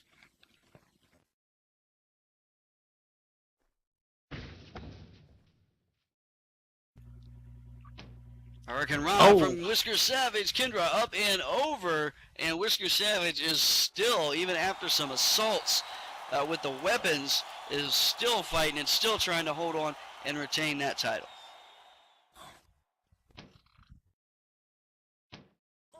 Kicks her. Kendra kicks her in the Kitty in the gut. And she whips her. Oh, and she went for a stripper kick. Kitty in a little bit of trouble here now. Kendra Chemistry catching a second win, taking a fight right to her. Heading over to the corner now. God knows what she's got in mind. Up on the top rope, high rent district. Kendra Chemistry put it all on the line. Big flying elbow catches right in the midsection in the chest of Whisker Savage. That had her. Here's the cover. Only a 2 count. 2 count only. Whisker Savage got that shoulder up. She's not going to let it go that easily. Amazing that Whiskers was able to get up from that one.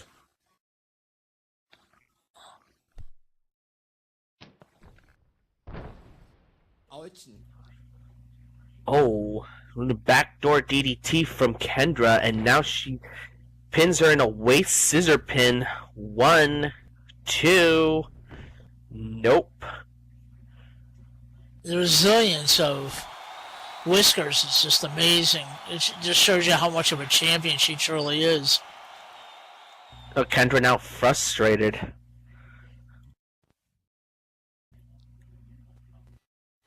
Oh, Savage, boy. you know, this match is a little personal for me because, as everybody knows, I say it all the time.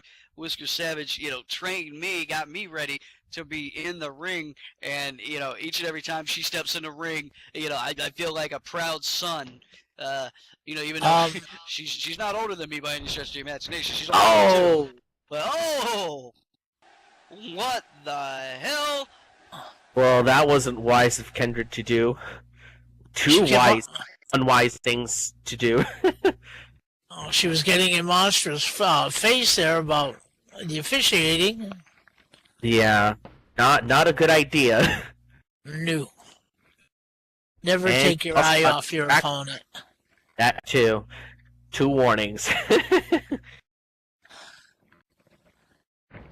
2 count only, and Monster inserting herself into this match a little bit. Look, you just don't get in the referee's face, man, you know? Especially if it's monstrous. Oh! She just landed on top of the table! Clotheslining the showgirl, Kendra Chemistry, to the outside of the ring and on top of that weapons table that she brought out. Whoa! Vaulting moonsault over the top. Kendra gets out of the way, though. But damage done. I honestly wasn't able to catch it.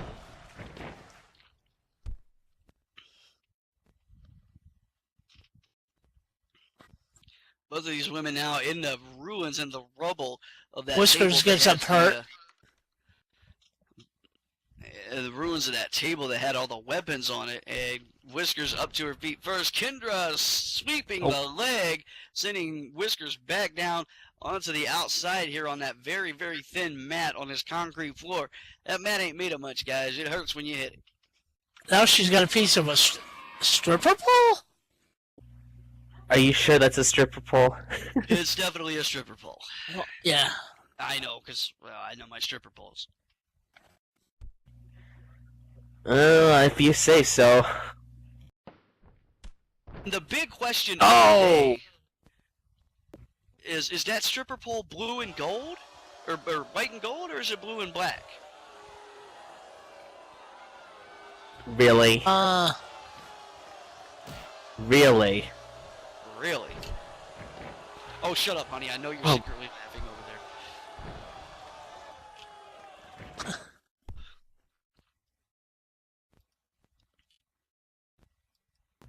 Well, now Kendra's- Kendra in full control of this match.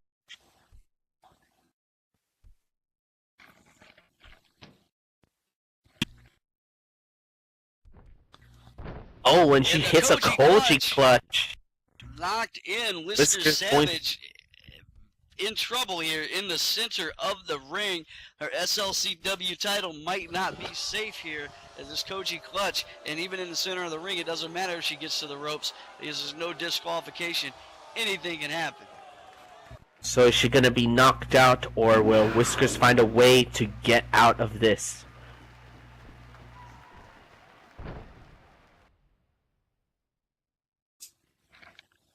Oh, Whiskers manages to break the Koji clutch.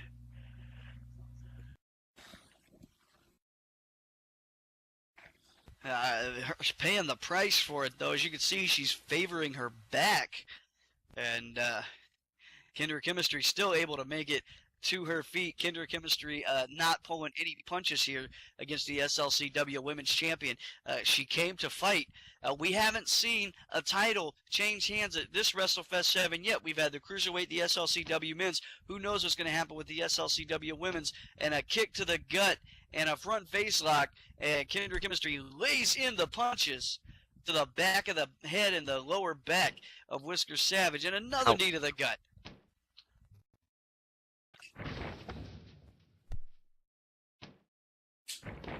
Oh, now she goes for a Northern Light suplex right there. Pin. 1, 2, 3. That's Ladies it? and gentlemen, what? Right. Waiting on the official word from the referee. Ladies and gentlemen, here is your winner and new SLCW Women's Champion, the Showgirl, Kendra Chemistry.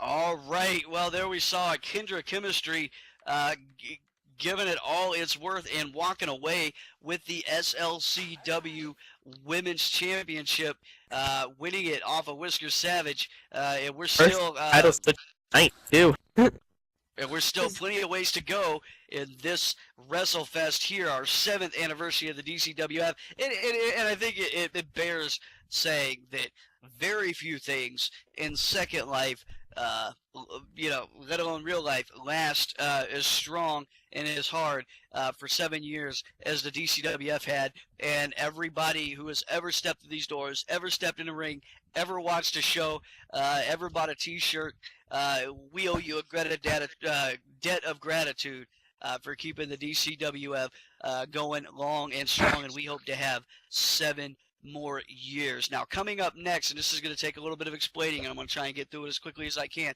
is the women's Chaos for the Contract match. 6 women will enter this ring, and it will be over the top elimination.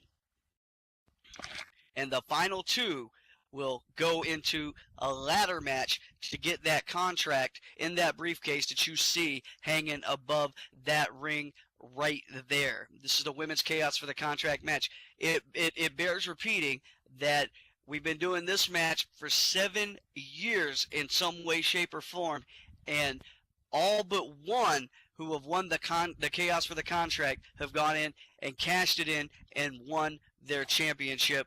So what you see when you see the winner of this match, you see the future of the DCWF.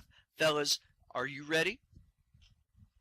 I don't know what to expect after that match. Sorry, All right. sorry, Curry. I was just saying, I'm ready for it. Let's get this show cracking right now. With the women's Chaos match, all the women in the DCWF Diamonds division are in the locker room right now, and they do not know if they are going to be in the match. Nikki Rocks, the director of Diamonds Operations, has decided to enter the participants here at the show based on whatever criteria she decides to use. As soon as they hear their music, they know they're in the match. The anticipation level is high amongst the roster, amongst the crowd, and amongst us here at the announce table, and I'm ready to kick this off. Ladies and gentlemen, this is the DCWF Wrestlefest 7 Chaos for the Contract match for the DCWF Diamonds division. I would love to be able to do some introductions here, but I can't because that's not the nature of this match. Nikki Rocks, I know you can hear me in the back. I know you're listening. You're watching on the monitors. Who the hell is going to be the first participant in this match?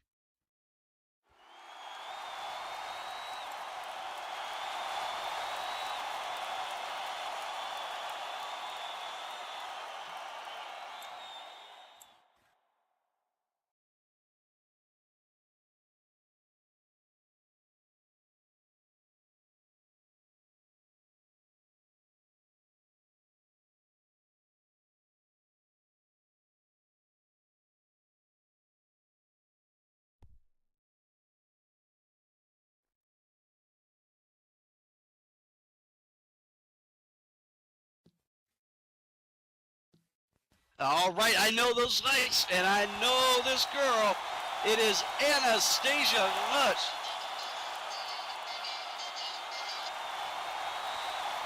Anastasia is one of the up-and-coming rookies with DCWF, isn't she?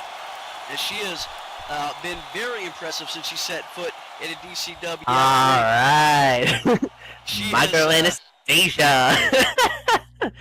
She has, had some issues with some of the women in the women's locker room. I think it's a matter of jealousy a little bit. But Anastasia Lutz, she is from Los Angeles, California, and weighs 124 pounds. Very wise choice on behalf of Nikki Rocks. Lord only knows who's going to be next. Nikki, bring him out.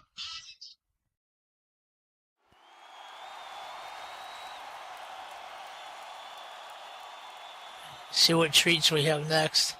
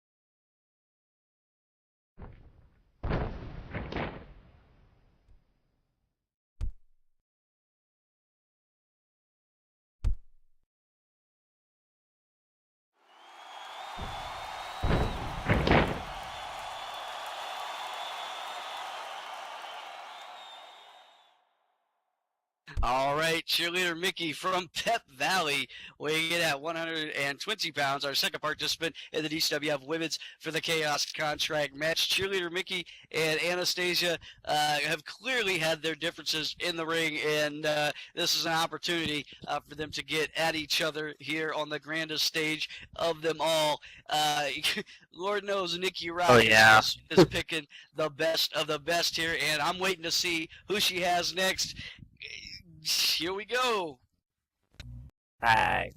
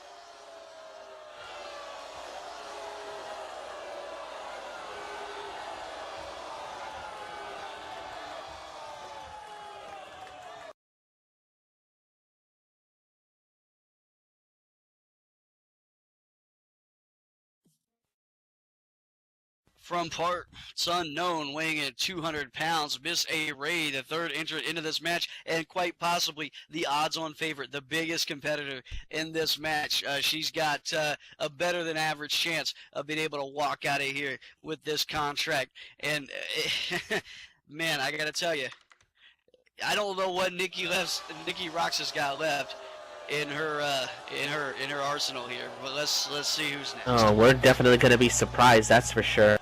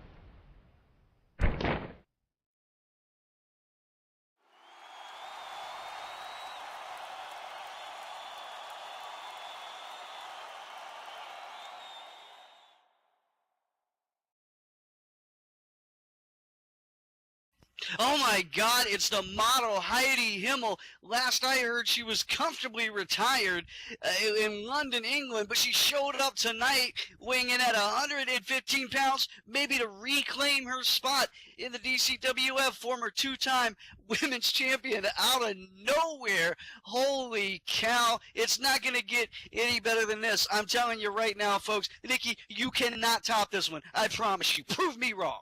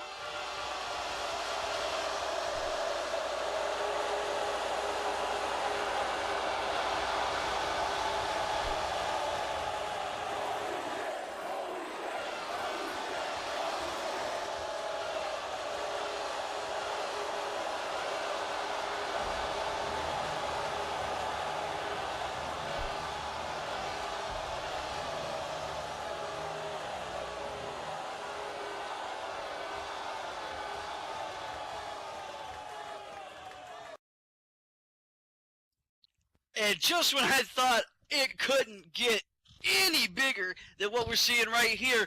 Arcana making her DCWF debut right here at WrestleFest in the Chaos for the Contract match. This changes the whole landscape. I have no idea how this is going to shake out. I haven't even got her name on a piece of paper yet. What the hell is this?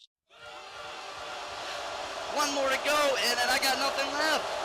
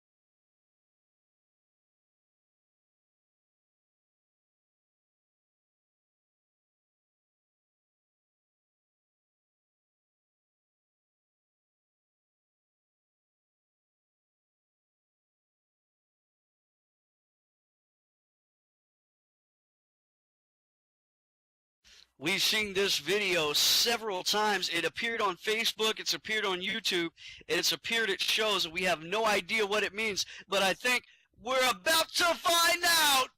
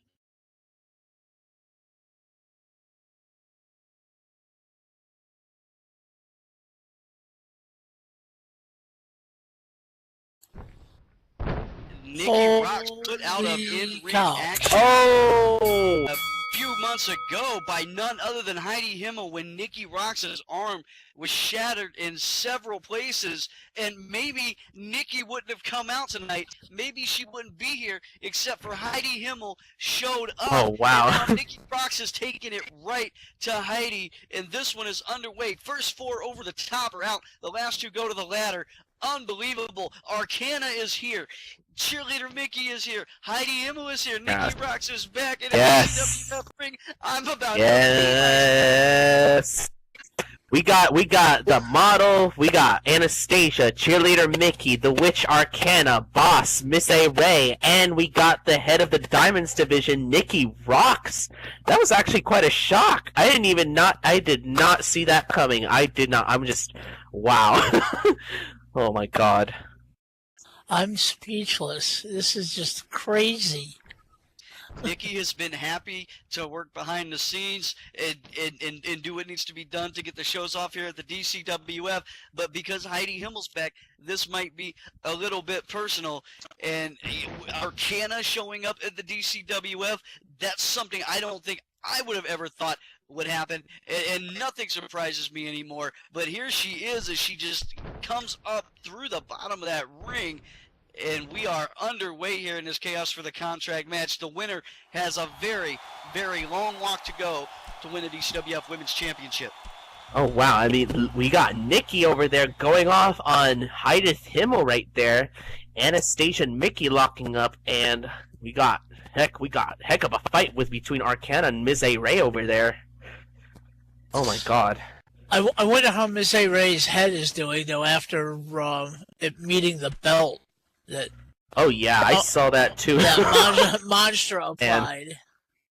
Well, Monstra definitely let her have it with that bell, and not to mention the chairs that hits that she took. Damn. Arcana and Miss A. Ray naturally gravitating towards each other, two of the biggest, strongest women in this match, naturally gravitating toward each other. The tension and the strife between Anastasia and cheerleader Mickey has been well documented. Those two, no surprise, and a drop kick from Nikki Rocks, sending Heidi just to the edge. Both of them go over. Am I seeing that right? Are they both on the outside? Yes, both of them are outside. Nikki Rocks, I think mission accomplished, as she kept Heidi from, after losing her spot in a Loser Leaves Town match, from finding her way back into the DCWF. It bears mention that Heidi Himmel, we knew she was going to be in town. She's being inducted into the DCWF Hall of Fame tomorrow, but I never thought she'd put the boots on for this. Oh, hey, Heidi Himmel wants to get back into the ring. This is one way to do it. Cheerleader and Miss A. Ray over there and Arcana throwing the fists towards each other. Ouch. Anastasia hanging up, cheerleader Mickey and Anastasia hanging it up over in the corner.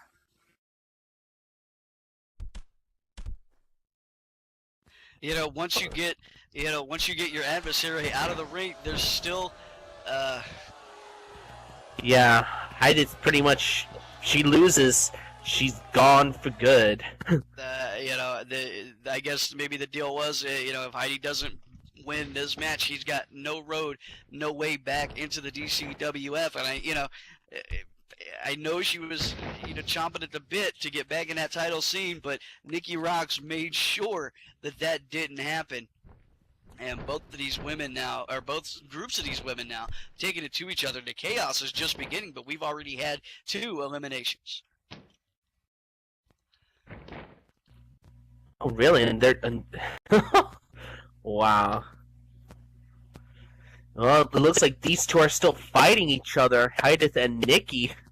The history and the blood there runs deep. Nikki Rocks was put out of action, just about permanently, due to the injuries she suffered from Heidi Himmel and, her longtime partner, Tara Duffield. And Nikki Rocks is, for as even-keeled as she has been looking for a way to exact some revenge, and she did it here tonight by stopping Heidi Himmel's attempt to get back into the DCWF. Well, Nikki definitely succeeded in that, and succeed she did. Wow. These two on the ramps now, but the action continues in the ring as Arcana Irish whips Miss A. Ray over into the corner. Ouch. Arcana pretty much just slung Miss A. Ray so easily there, too. Wow. Big snake eyes, and Miss A. Ray, who normally does not get manhandled like that, finds herself in a very precarious position. Looks like Miss A. Ray might be hurt. Meanwhile, we got Anastasia and Mickey locking up in the ring.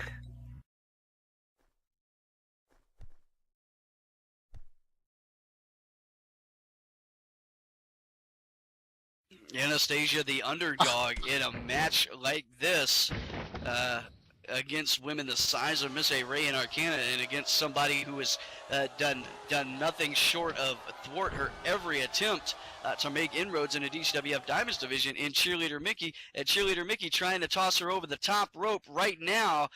Anastasia holding on for dear life. Wow, I mean, do you guys look at the size of Arcana? Damn, she's jacked. Must have been working out with Monstra over there. I think she's working out with Craig. She's a little swole. Yeah, more swoller than Craig Titan himself. I don't know about all that. No, I'm pretty sure. I mean, look who she worked out with. Anastasia goes up and over, holding on, but her feet never touch the ground, and she manages to stay on the apron and keep in this fight. Cheerleader Mickey thinking she got it sewn up, and Oh, she she is thought she sorely did, mistaken. but oh yeah, is she sorely turned around mistaken. and saw reality.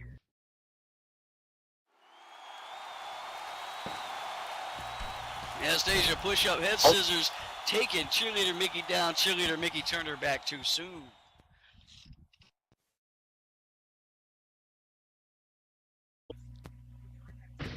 Oh, you could just hear the punches of Arcana and Ms. A. Ray all the way from here.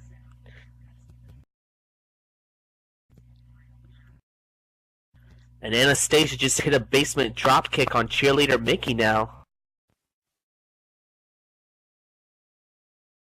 Looking out at the crowd here, and they are watching on as the chaos continues here at DCWF Wrestlefest 7, the 7th anniversary of DCWF, and the 7th anniversary of Second Life Wrestling, #Originals, and we are still going Arcana. Wait, what? Anastasia's calling out Arcana. Anastasia got a lot of, forgive the word, balls for calling out Arcana in a situation like this. Oh, that's what I call courage and guts.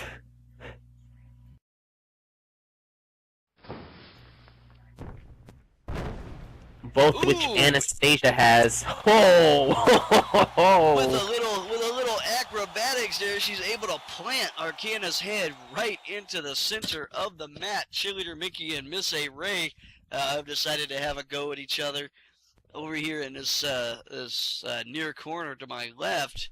This is a lot of action going on, lots to follow. It looks like Heidi and Nikki have gone to the back. I don't think they're going to be hugging it out though.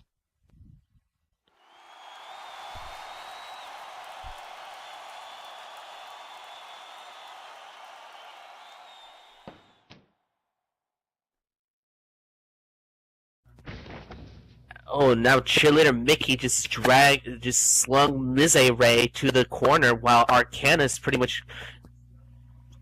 Well, it looks like she's twisting the arm of Anastasia. I don't know. It's hard to keep up with this almost. Yeah, it's like, which spot do you work? Arcana now over and charges in, and a stiff punt square in the head of Anastasia. Anastasia, maybe thinking right about now it was a mistake to try and call out Arcana and get a piece of Arcana in this match. She's definitely getting it. Damn. Oh, I gotta say, Arcana here, she's just, wow. I'm just flabbergasted right now. Billy Snickers, we love the DCWF. You can bet your ass we do. Oh, Arcana now going for the Argentine facebuster. Ouch. Oh, poor Anna there.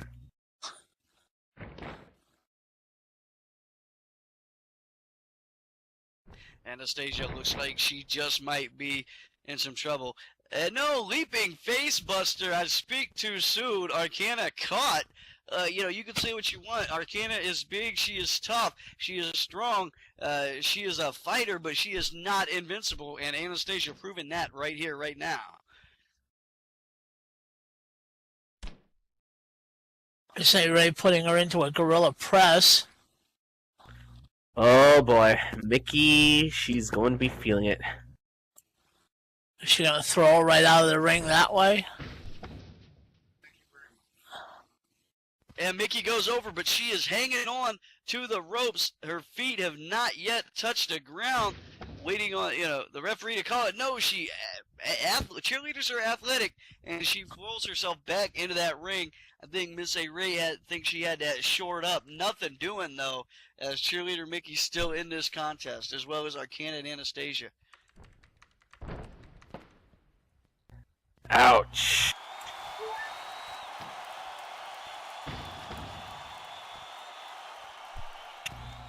Oh, and she hits Anastasia hits a spear on Arcana right now. Arcana's down? Arcana is down. Whoa. That's practically unheard of. I know. It's like... Well, Arcana with that drop toe hold, able to get back to her feet as she puts Anastasia back down on the mat. So much action happening here in the ring. Cheerleader Mickey throwing those kicks to the legs of Miss A. Ray, and it's become a matter of, I don't want it to sound like I think anybody's giggly here, but it's turning into a couple battles of brains versus brawn. Yep, we got the Cutting Girls, that is Cheerleader Mickey and Anastasia. And we also got the Powerhouses, that is Ms. A. Ray and Arcana there. Oh. Miss A. Ray with that death strike, tossing Cheerleader Mickey right up in the air and catching her with the uppercut.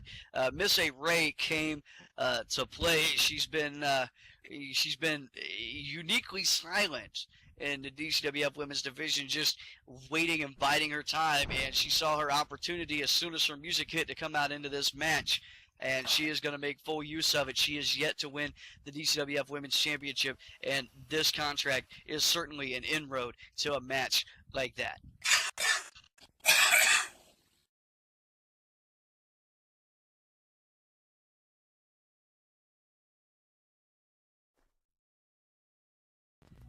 Anastasia trying to get out of the way as Miss A. Ray and Arcana look like they're going to pair off again. And it looks like I'm watching a Godzilla movie here almost. We are definitely not going to see the last of these two, Cheerleader Mickey and Anastasia. Definitely, outmatched in size and strength against their other two competitors. I shudder to think what would happen if they got left in the ring with both of them. Anastasia just looks like a ragdoll right now, and Cheerleader Mickey just look like ragdolls in the ring. Though they're just not moving. Yeah, for real. You'll wonder how much damage have they sustained.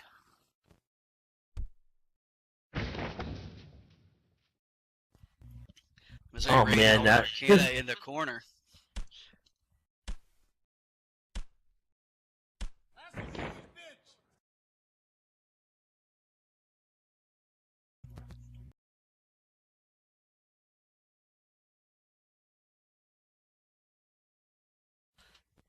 Both Anastasia and Cheerleader Mickey on the ground, taking advantage of the breathing room that they're given by Miss A. Ray and Arcana, who are off in the corner, trying to figure out a way to get each other over right now. It's about survival till being the last two, and then you have a whole other set of problems when it comes to a ladder situation.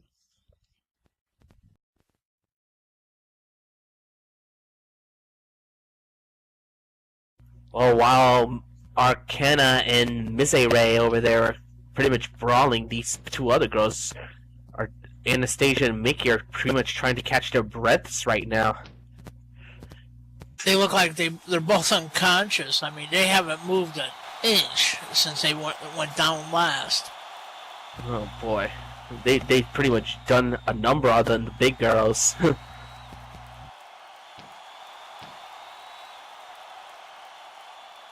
Well, sometimes it really is about size and strength, and right now, both finally, Cheerleader Mickey and Anastasia showing some signs of life as Ray and Arcana continuing to vie for this contest of strength.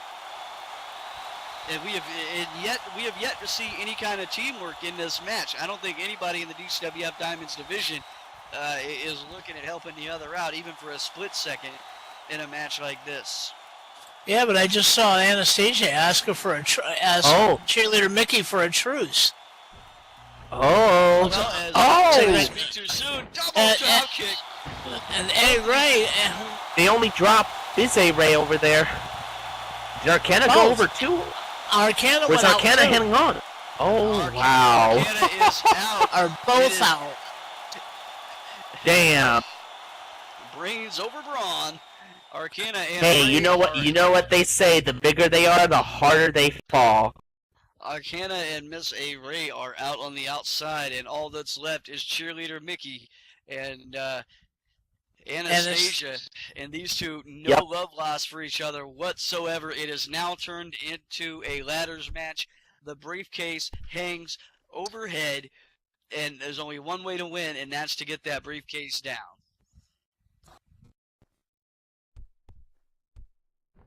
Yeah, now the fans are saying, oh, it's now down to the pretty girls.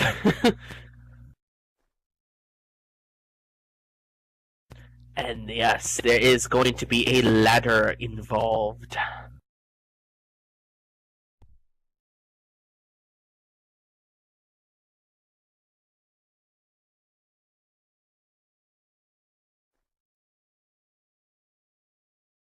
All right, they're getting the ladder here. They're helping each other with the ladder. Well, I suppose, you know, I mean, those are big, heavy ladders, and the big, heavy women are already out of the match. So, fair enough. Yeah, the big, heavy women. Yeah, now it's just down to the pretty girls, as the fans say. Don't forget, folks, if you are not a member of the DCWF fan group and you want to join the DCWF fan group, we have the Facebook link behind us. We also have the link to the fan group. Make sure you click those and you'll find out about all the events and happenings that we're having here. And if all else fails, just shout out in open chat, hey, bitch, I want a fan tag. And somebody from the DCWF will hook you up. And thank you. We still got more to go, but we are celebrating our 7th anniversary in Second Life here in the DCWF with Wrestlefest 7. Figure I'd stretch my legs for a moment while they're setting this up.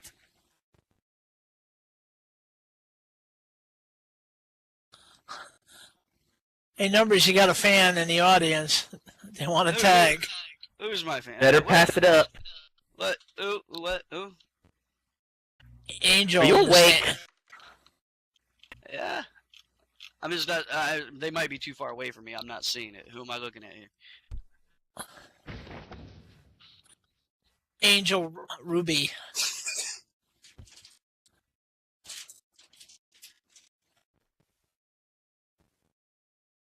Yeah, she's got her tag. She's set. She's good to go. Mickey with an Irish whip in. Anastasia hits the ring post hard, and they're working in there now.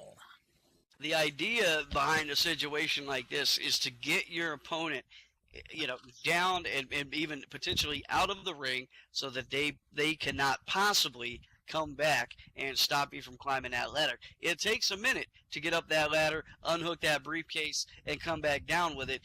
You know, so by all rights, you don't want your opponent chasing you up the damn thing. The next question, are either of these girls tall enough even on the top of the ladder to reach the briefcase? Boy, I sure hope so. Maybe we can get Arcana to come out and give them a boost if they need it.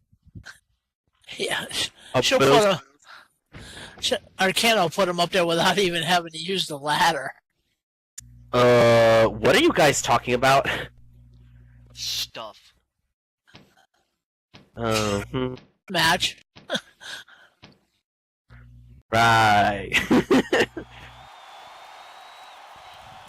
And after this, we have the DCWF Women's Championship and the DCWF World Heavyweight Championship on the line in matches that have been very long times in the making. And I got to tell you something. If tradition and history hold true, then either Cheerleader Mickey or Anastasia, whoever walks out of here with that contract, is by the odds going to be a future women's champion. Anastasia's going up the ladder. Oh boy.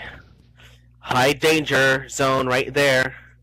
What's she gonna do? Is she gonna reach for it or is she gonna fly towards... Oh! Split-legged drop on Mickey from the top of the ladder. Whoa. Way to put yourself on the line there. And Cheerleader Mickey, I don't think saw that coming at all. And Anastasia's paying the price for it a little bit, though. As you can see, that's a long way to drop, especially with your legs open.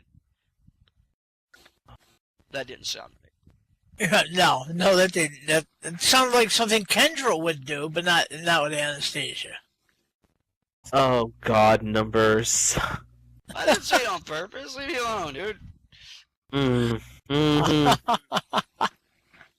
I'm sure you didn't. Anastasia there favoring that right leg as that drop took a lot out of her, but it looks like she's going for a second attempt up that big, tall ladder, and there she goes, cheerleader Mickey on the mat, not able to affect much right now, and it looks like Anastasia might have a free and clear opportunity. She's going to have to go to the very, very top rung, though, if not the top platform, and grab that briefcase, unhook it, and she will be the Wrestlefest VII 2015 Chaos for the Contract winner. Cheerleader Mickey to her feet now, though. I don't think she's going to make it easy for Anastasia. I mean, say what you want about these two girls and the way they look. You can even say that they don't even look like proper wrestlers, but it looks like, from what we are seeing right here, these two girls can dish it out. Drop kick from Mickey. She drop kicks the ladder, kicking it out from under Anastasia. Anastasia falling all the way from damn near the top down to the mat. That's the action that happens while you're spending time discussing how they look or don't look. I think the whatchamacallits, the smarks are. I don't know what those are. Mickey shifting the ladder for better positioning for herself to go up it.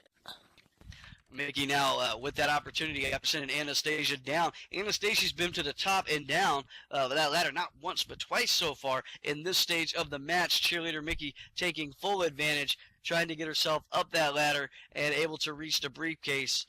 She's got just a few feet, a couple inches to go, and she'll have it. Anastasia not off the ground at all. She's trying to get back up, but she's got to move quickly. Wait a minute, Cheerleader Mickey turned around, not interested in that briefcase for the moment. Oh, moonsault off the top of the ladder with an exclamation Jesus. point. Holy cow. Oh my goodness. Wow. Now I'm wondering who's got who's most hurt now, the one who performed it or the one who received it.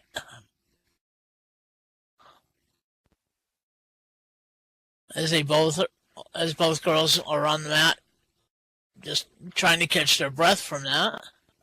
Also, want to remind you that the DCWF, clearly you got in here for free today. We don't charge tickets. We don't charge admission.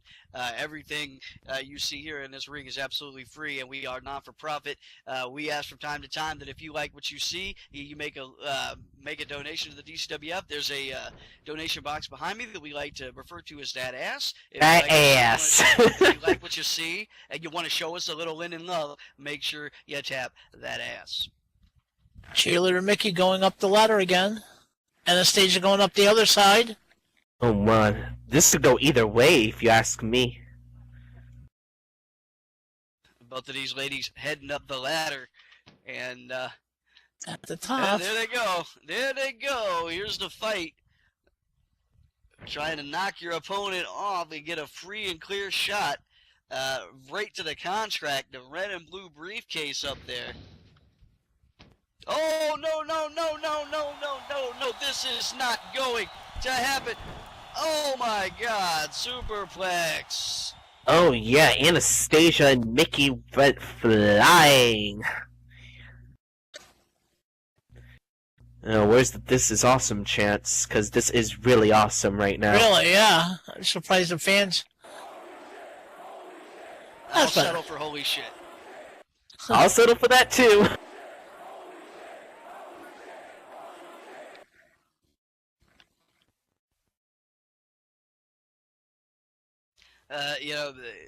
As awesome and as holy shit as that was, both women down on the mat now.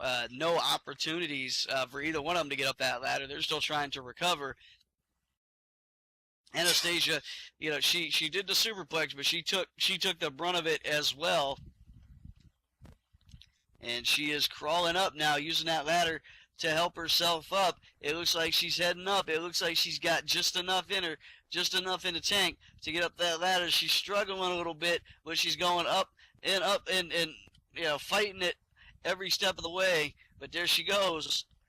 That briefcase is in reach. Cheerleader Mickey not moving whatsoever. She's on the top of the ladder. This might be it. This could be it. We might be looking at our 2015 Chaos for the Contract winner in the Diamonds division. She's reaching. Oh my God. We're seeing this. Is Anastasia getting it?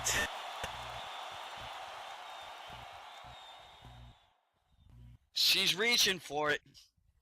Come on.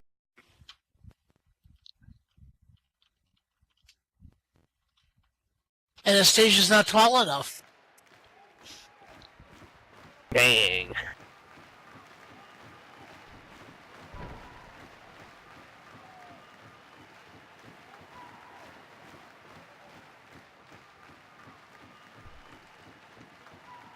She may have to get a little bit acrobatic here. She's trying to figure out how to grab that case.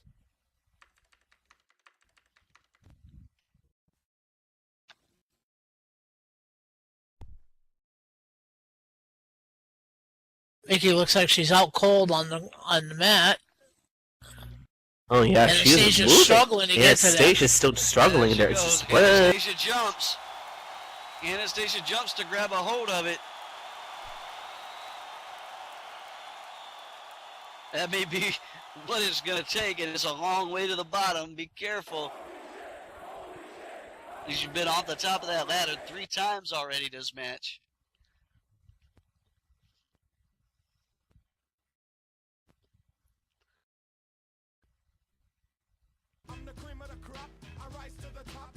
It looks like she's got it.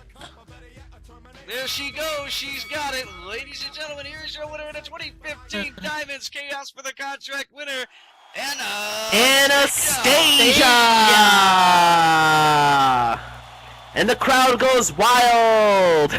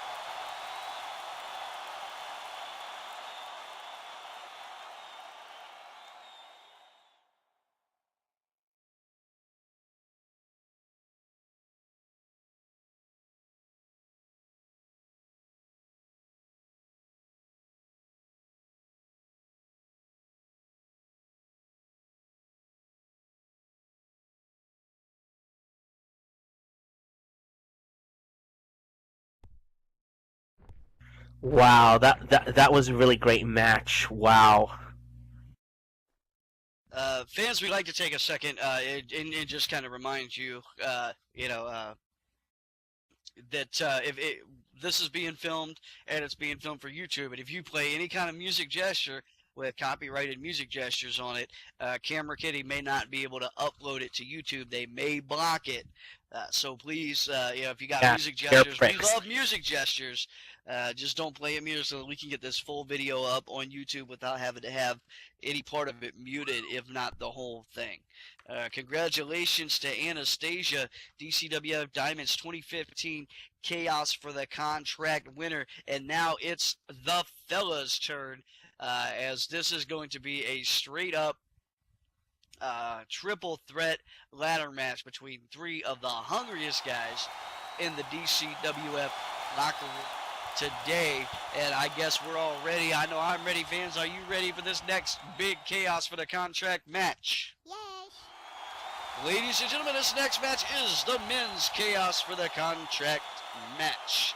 Introducing first, from Las Vegas, Nevada, weighing in at 235 pounds, he is the Gambler, Ace Nightfire.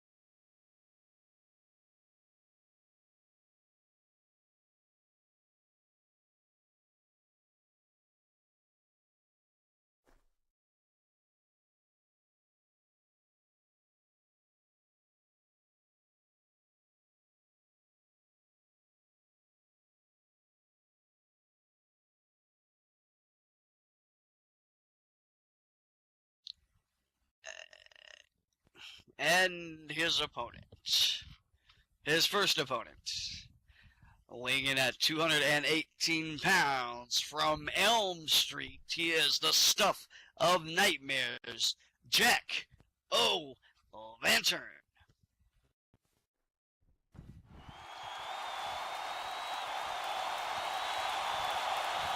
Has he been hiding in the basement again?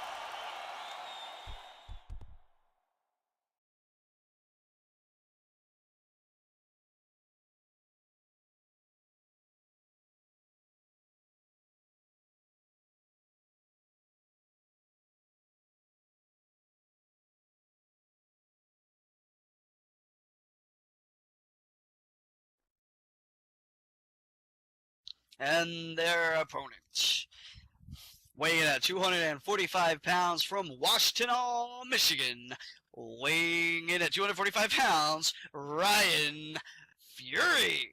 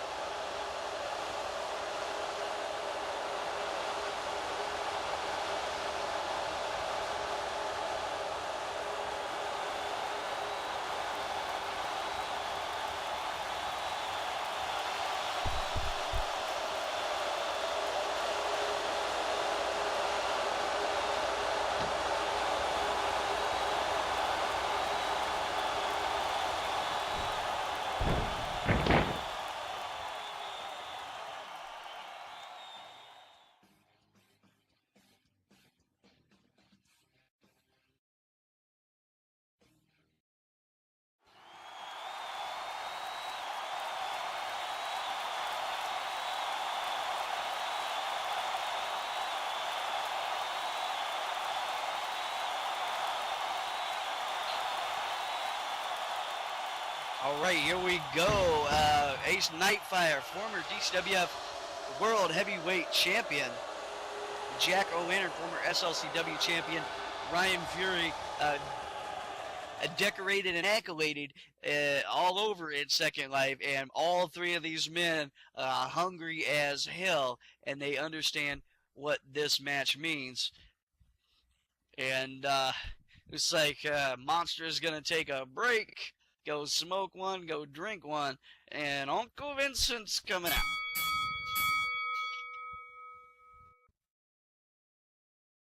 And there's no love lost between Jacko and Triple X.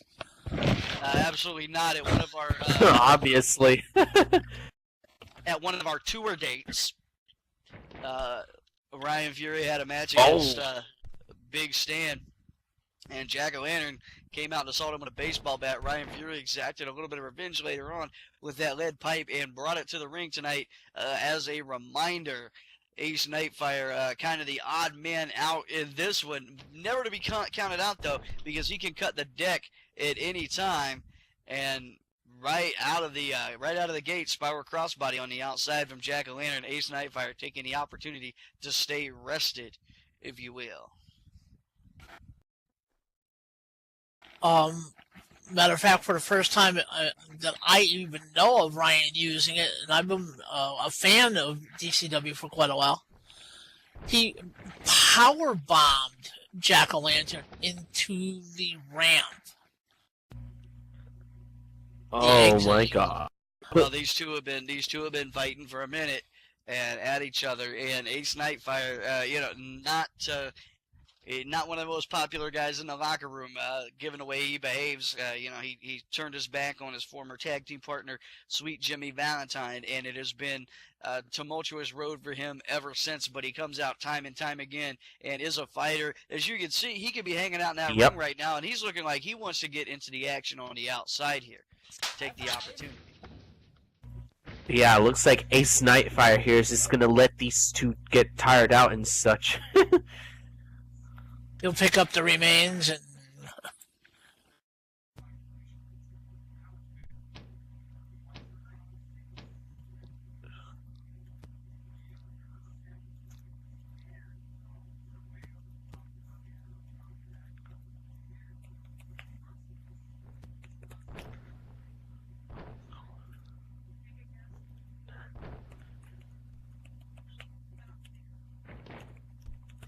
Jack O'Lantern laying those knees into Ryan out there on the outside near the barricades. Ryan firing back with some punches.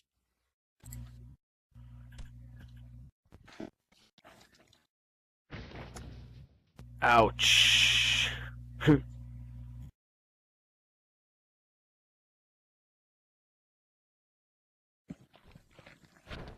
And the ladder, what I can't figure out is why isn't Ace getting the ladder and just going to get the damn title? Who knows? yeah, I'm he's actually looking under the ring now. He sees the greedy table. Yes, here at the DCWF, we keep a greedy table under the ring. You just never know where you're going to have a greedy table match. Yeah, I'm surprised Ace isn't let him go fight and put the ladder up and go after it. Yeah, he's looking for that ladder hidden under the ring there. And Jacko and Ryan fighting each other on the outside. As I've said before, all but one have gone in to successfully cash in their contract. All but one, huh? All but one gone in to successfully cash their contract for the DCWF World Heavyweight Championship. And the odds are in favor of anybody who wins it. Most people that know they win it, they are next in line. And it's just the way it is. It's just a matter of how and when you cash in that contract. And you do it at the opportune moment. Only good things can happen for you. And make no mistake, Ace Nightfire. Man.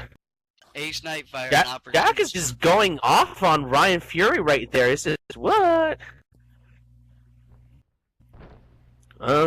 Knowing their intense heat and all, it's just, wow. But they might need to pay attention to what's going on inside the ring right now. Ace Nightfire grabbing a ladder. Jack O'Lantern the first to spot it. yeah, this might get a little bit dangerous here, as Ace Nightfire not above using that ladder to hit a motherfucker. Oh, Jack hitting the drop kick on Ace with he's got the ladder with him too. Ouch! Probably hit him in the face too. Mm-hmm.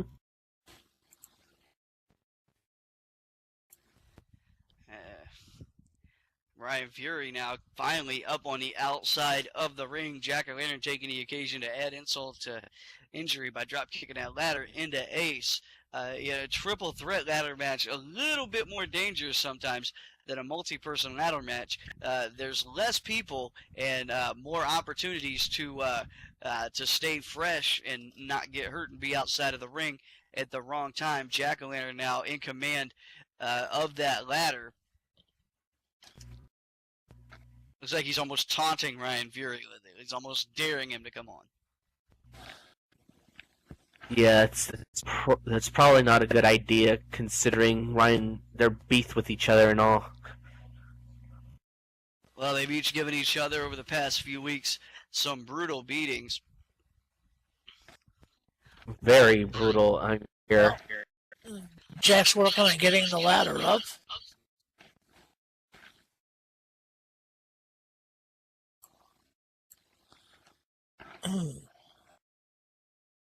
Let's see, what can he do with it?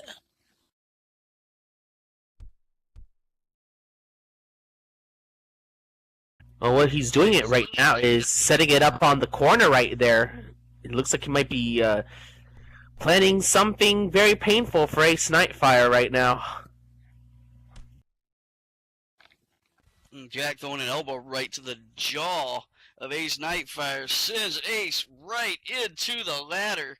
Back up against that steel ladder. Jack-o'-lantern not going to waste any time. I could tell just by the look on his face what he's thinking. There he goes in a splash, slamming Ace right into that ladder. Ouch. That's going to leave a mark. Yeah, stir pattern right in his body. Oh, but Ryan Fury hits a moonsault right now.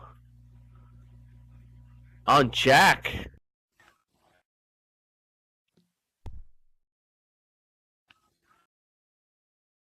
Ryan, you need to go for the title box.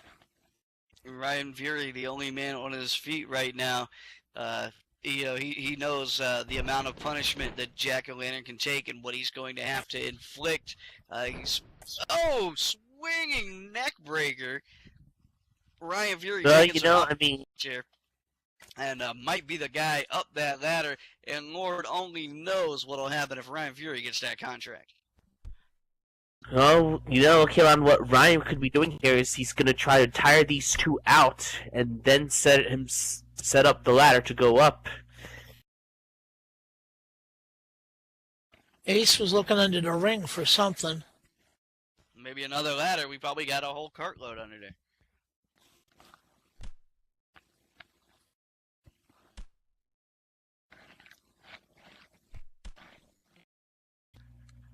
Ryan Fury laying those fists and just chasing Jack-o'-lantern with the right hand, connecting time and time again. Ace Nightfire playing it smart on the outside of the ring.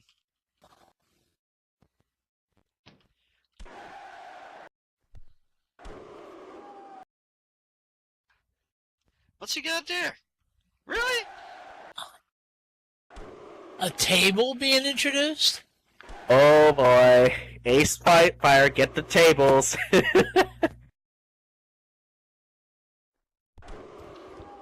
Ace Nightfire introducing the table into this match, an element that proves to be oftentimes more dangerous than the ladder. Ace Nightfire came to play. Don't make no mistake about it.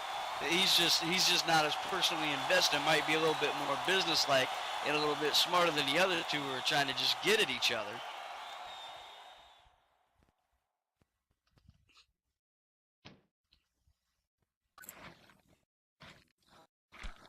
My goodness. It looks like we're giving hardcore a chance apparently.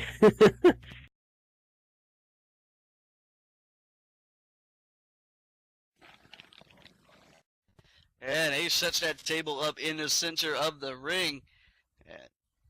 Jack-o'-lantern now just jerking on the wrist of Ryan Fury. It'd be hard to climb a ladder with a broken hand.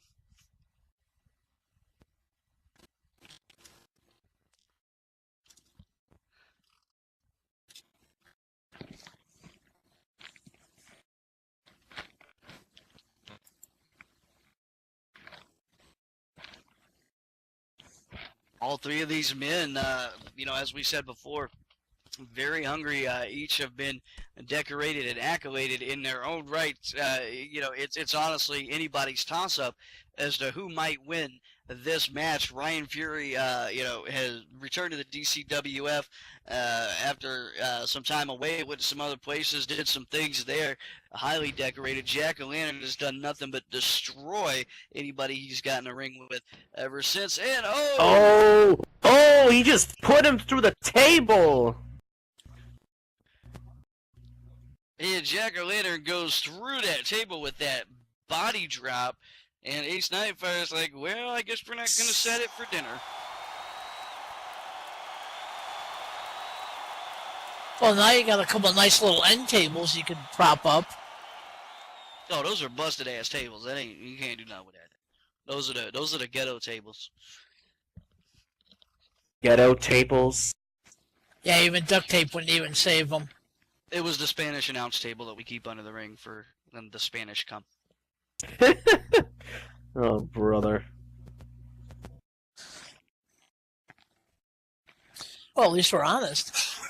Jack-o'-lantern getting himself out of harm's way for now. Ace and Ryan standing toe-to-toe. Ace, spine buster, catches Ryan. Ace Nightfire, probably the freshest man in this contest, calculating as he is.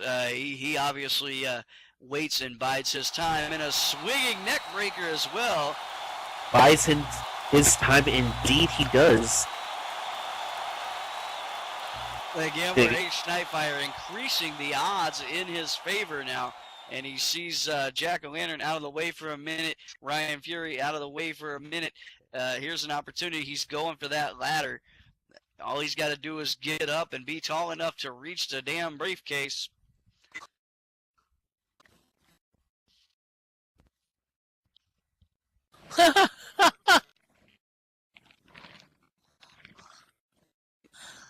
Yeah, whatever.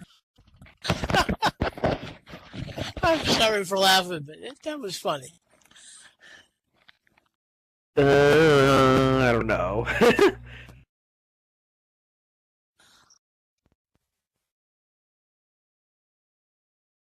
Oh, looks like Ace now has the ladder with him.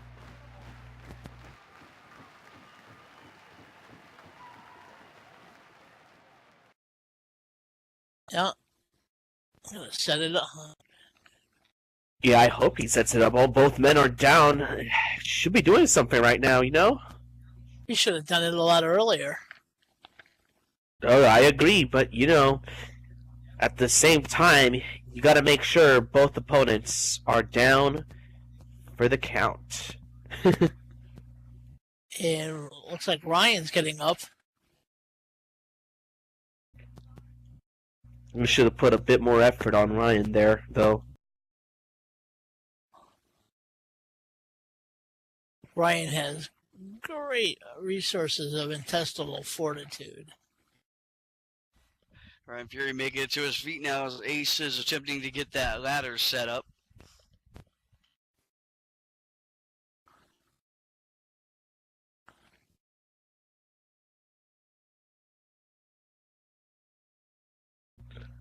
Alright, it's set up right now, and it is ready to... That case is ready to be getting grabbed right now. Smack dead in the center of the ring. Ace Nightfire making an attempt to climb.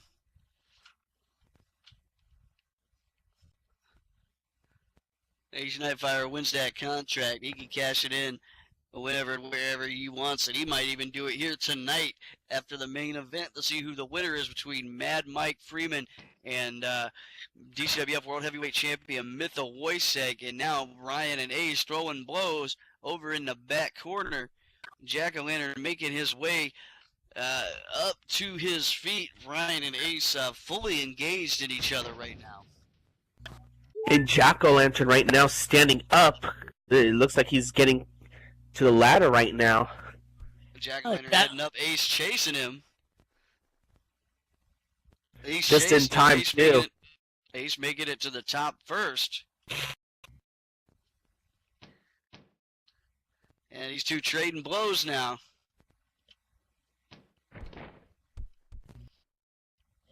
Oh, what the heck is Ryan going to do here? Taking shots at each other. Ryan making his way to the outside of the ring. Clearly he's thinking about something. Not sure what it is. I don't think we have any fire hoses under there, man. But then again, I don't know. We've seen all kinds of stuff come out from under there. A hell of a lot of stuff. And Ace cuts the deck right on top of the ladder. Jack-O-Lantern's head bounces off the top, and he goes down. Ouch. Oh my God. So does Ace. Oh, both of them pretty much fell down, and that was a pretty high fall, too. Well, yeah, Looks like Ace cut that deck. It cost him his spot on top of that ladder, but at the same time, it put Jacko in a very, very bad situation now. And Ryan Fury, the only man with any kind of cognitive abilities at the moment.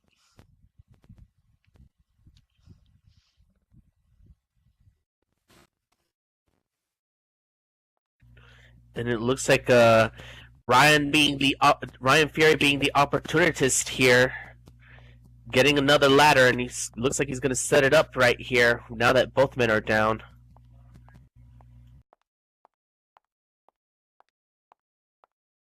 Oh, wait a minute.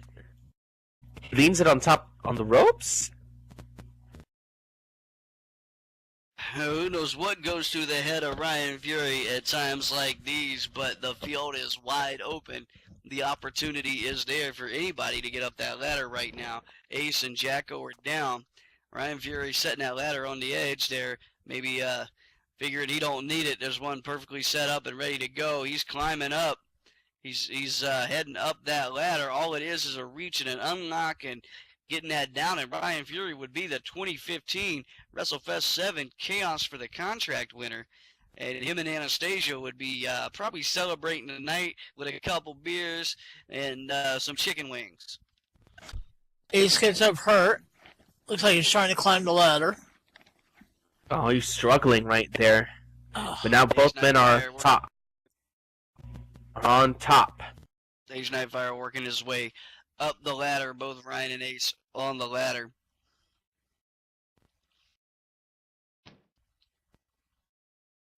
Yeah, now trading blows on the top of the ladder. Jack-O-Lantern trying to get up to his feet, showing some signs of life, but not. I'm not totally sure he's aware of where he's at. He's moving around over there, but in that cutter, bouncing his head off the ladder, clearly took its toll on the man. Yeah, it appears that he's bleeding heavily onto the ring, of carpet and whatnot. So who knows how badly Jack is hurt.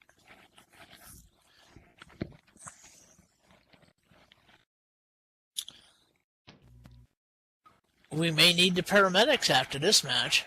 We may. He seems to be getting halfway up and then falling right back down. There's potential there for some brain injury as Ryan and Ace fight each other off up there on top of the ladder. No one gaining, a clear advantage. Ace now locking up, having Ryan in that front face lock, using him for balance. Verticals.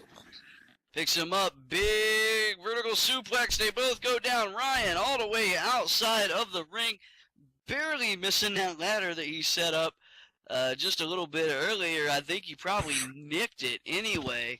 Ace Nightfire going down to the canvas as well. Both, all three of these men, piss and vinegar stunts and acrobatics, damn near stupidity, as I think all of them are probably going to need some medical attention after this one. Yes, please don't die. Yeah, I can just tell this is not going to end well for all three. But Ace looks like he's climbing up, struggling to climb up the ladder right now. Up he goes. Can he grab it? That's the question. Before Yeah, he's been through a lot, so we have to see. he's up there. He is alone. Jack-o'-lantern not able to get to his feet. Ryan Fury on the outside of the ring, too far away. Ace Nightfire free and clear shot to the finish line. Ryan's getting up now. Notice how the other ladder is. Oh, he's running up the other ladder, and it looks like he's. Whoa! Oh, Hurricanrana from the top. Off of the ladder. Oh, poor Ace. He runs up Gonna the leave a mark. preset ladder, jumps to the other ladder. Hurricanrana's Ace all the way down, and once again, all three of these men laid out flat in this match.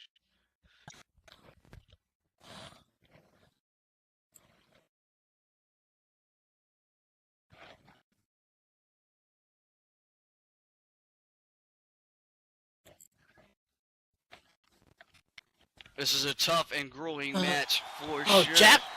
Jack's getting up bloody, but he's getting up. You can just see the crimson mask on Jack-o'-lantern. Jack-o'-lantern definitely bleeding and cut open from that cutter off the ladder, but Ace and Ryan still down on the mat. Jack-o'-lantern crawling over to the ladder. He has an opportunity here. Ace making it his way to his feet too. Ace has gotten up this ladder and taken more guys down and off this ladder than the other two combined. Ace is deadly on this ladder. Only problem is he does it to himself and puts himself on the line too. Each and every time he does a stunt. But goddamn, if I ain't never seen him try and hurt somebody so bad in the entire time he's been here, trading punches on the top of the ladder now. If one of these men knocks the other off, it doesn't take themselves off. It's a quick reach and a snap, and it will be the DCWF 2015 Chaos for the Contract winner, Jack-o'-lantern, Ace Nightfire on the top, Ryan Fury, inconsequential down there on the floor on the mat. Jack and Ace trading blows back and forth.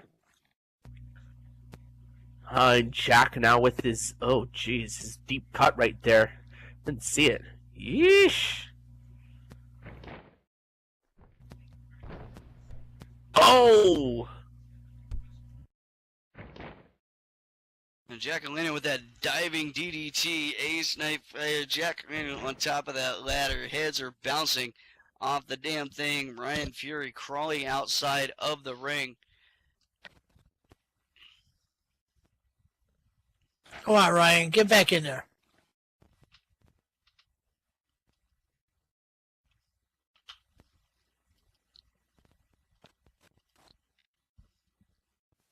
Ryan starts to get up slowly. Really shaking his head. Oh, Ryan Fury looks like he's catching his breath right now. Will he make it up to the ladder? Time will tell.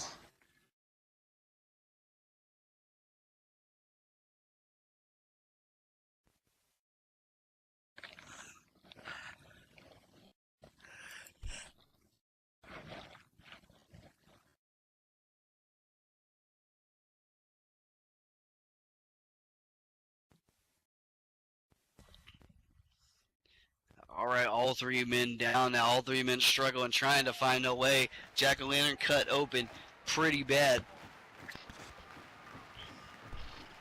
Ace just kneeling there trying to catch his breath. Ryan dragging himself up.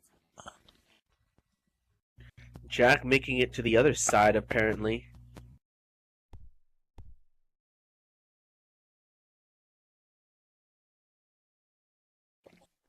Yeah, Ace is trying to go up the ladder again.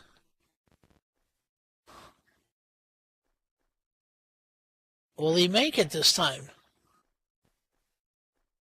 Ace Nightfire back to the top of the ladder. He's been up there more than anybody else this match. More opportunities to grab and go than anybody else in this match. And don't forget, fans, we still have the DCWF Women's Championship and the DCWF World Heavyweight Championship to go here in the 7th anniversary show of the Digital Championship Wrestling Federation, Wrestlefest 7. Ace Nightfire looking to grab that contract. Diva!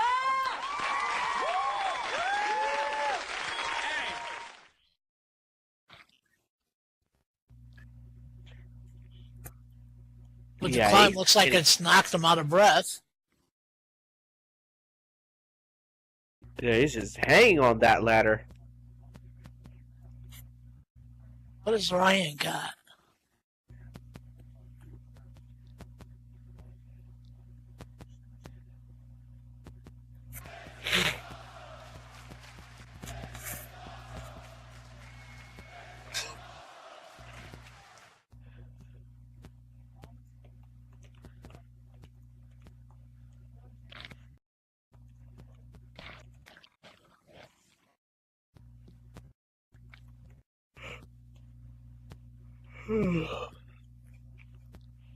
We keeping you awake, Curry?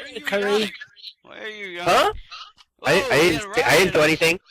Pulling that ladder out from under Ace, reaching through the ropes, pulling the ladder out. Ace going all the way down to the mat.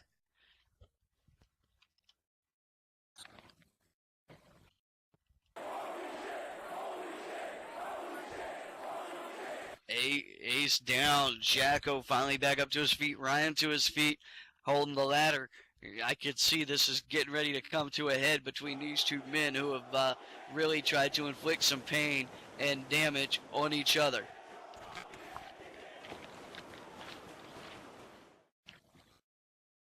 Now Ace is getting up. Ace finally making his way up. All three of these men up to their feet now. We're right back where we started. Nobody with a clear advantage. I think the only person any worse for wear, any more than they can be, is Jack-O-Lantern with that cut on his head. He bleeds red like the rest of us. He got purple skin, but he bleeds red like the rest of us. Ryan setting that ladder up.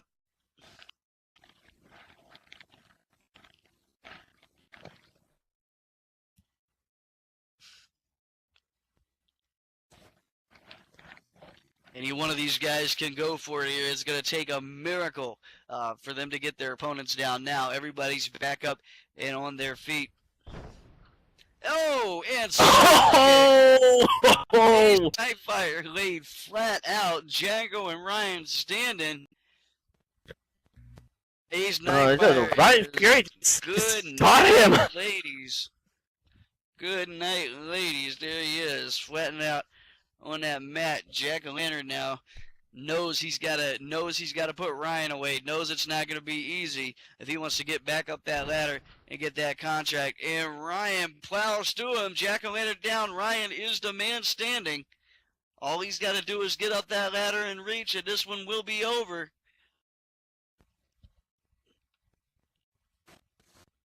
No, no, no, you're not Craig Titan. Don't flex. Get the damn contract. Who's trying to be Craig Titan again? Oh, Jesus Christ. There he goes. Ryan Fury up the ladder. He's got it all but one.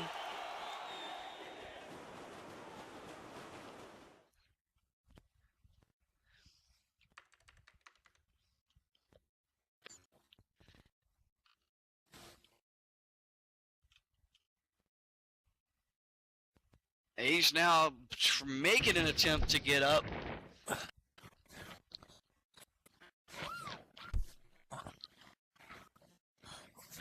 Ryan stumbles and comes all the way down.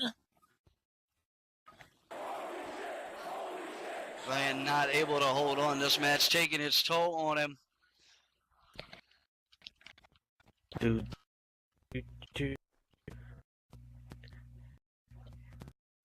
Come on. I don't want to get it.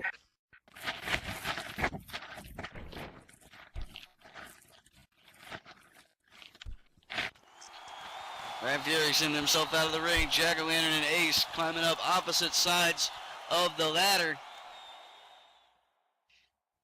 Ace getting to the top first. I don't think either of them would like that, Vincent, if you did that. I'm pretty sure Vincent should not get up there and take that briefcase.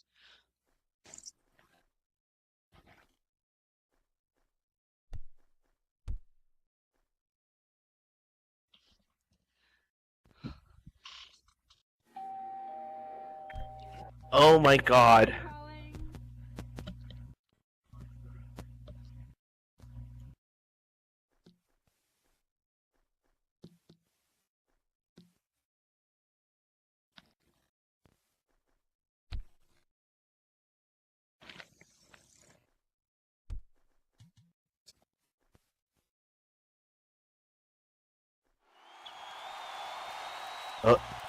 Now Jack is getting on top of the ladder here. What's gonna, and Ryan Fury almost coming to a close second.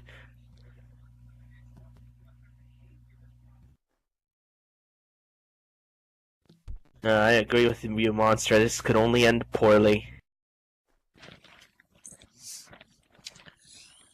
Jacqueline climbs the ladder now. Both Ryan and Jack on the ladders. Here comes Fury. Tried to climb the ladder. Ace tried to climb the. Wow. Ryan up, Jacko up. You can see what this is shaping up to be here as Ace tries to make his way. Ryan and Jacko throwing punches. No matter how, this is not looking like it's going to end well. Not at all. Oh. Ryan takes a tumble down the ladder. Ace goes down the ladder on the far side. Jacko's the only one left standing. All he's got to do is get up there, balance, and reach it.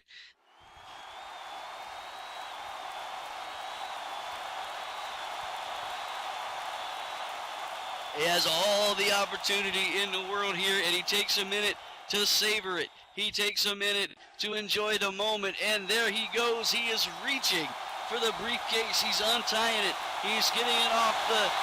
He's getting it off. Getting it. You getting it?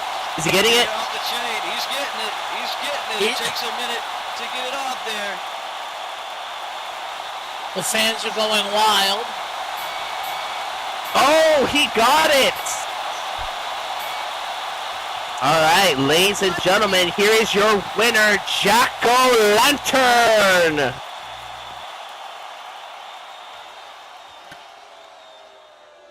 Bloody and all.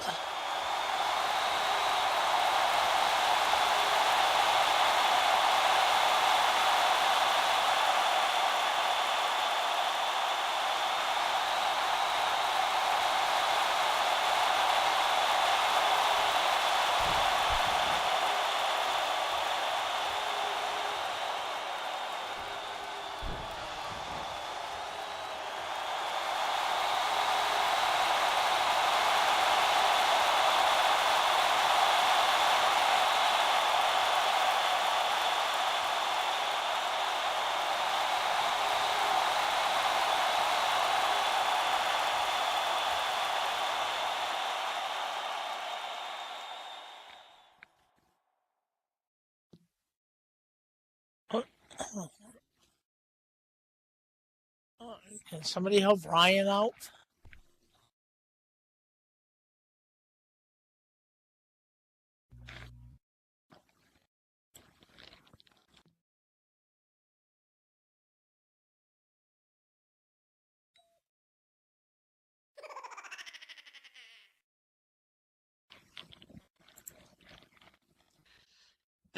Unbelievable as we have Anastasia and Jacko going on with those contracts to cash them in whenever they see a proper opportunity. All you need is your briefcase and a referee and the champion you're going after, and it's pretty much money in the bank for you.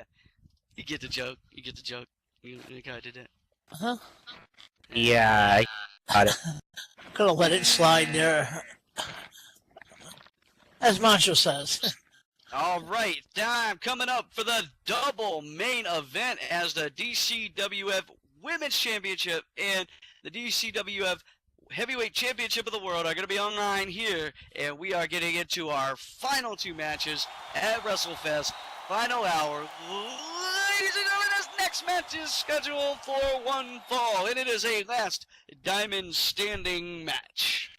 Introducing first, from wherever she pleases, weighing in at 125 pounds, the challenger, Andrea Dalka.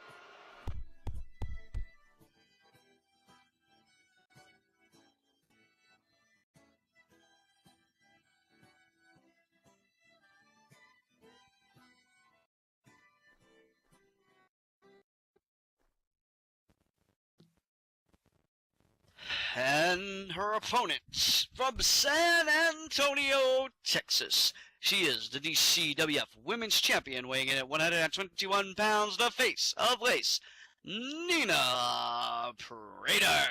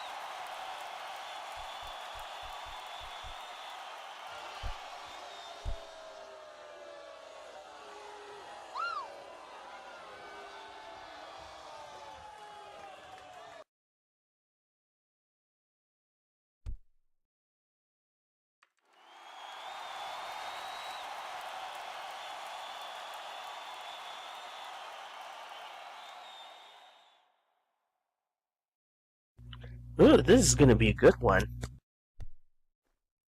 Oh, guys, as much as I love to continue, I think it's time for me to bow down. I'm sure you'll handle this very nicely and all stuff.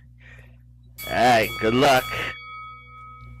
Alright, this match for the DCWF Women's Championship, Andrea Dalka, the Gypsy Princess, who has worked her way up through the ranks of the DCWF bit by bit, rung by rung, multiple time winner of the SLCW women's title in the biggest match of her career against a true champion's champion, a fighting champion in the face of lace, Nina Prater. And Nina Prater is decked out in the red, white, and the blue and the star, Texas style, and Gypsy Princess in the why am I even going over what is this? Is this like the fucking red carpet? And she is wearing Texas by Ralph Lauren. What the hell am I doing?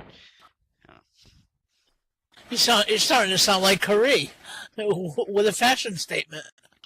Either way, this match really comes down to greed versus need. You have the greed of Andrea Dalka, who's just looking to, collect trinkets and shinies and add them, to her business. And Nina Prater, with her need to compete and her need to fight through, unbelievable. And these two are going to go at it. These two have been chomping at the bit. I spoke to both of them separately before the show, and just based on their words, some of which I will not repeat here, they are ready to take this to each other like no other. And Andrea Dalco on the outside of the ring, running around, and Nina Prater giving chase. This one's going to be too close to call. We'll see what they do. High five.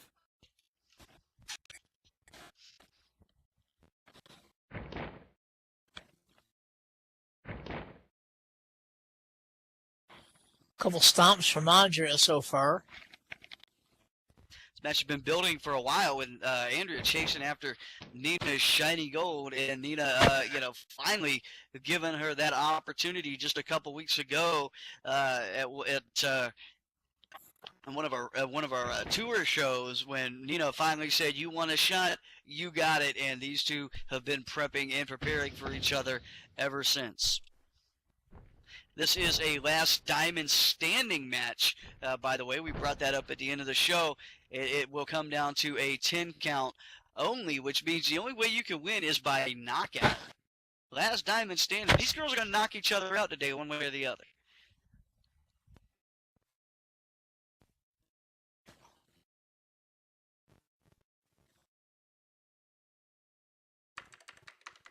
It's going to be a long, hard road to that finish.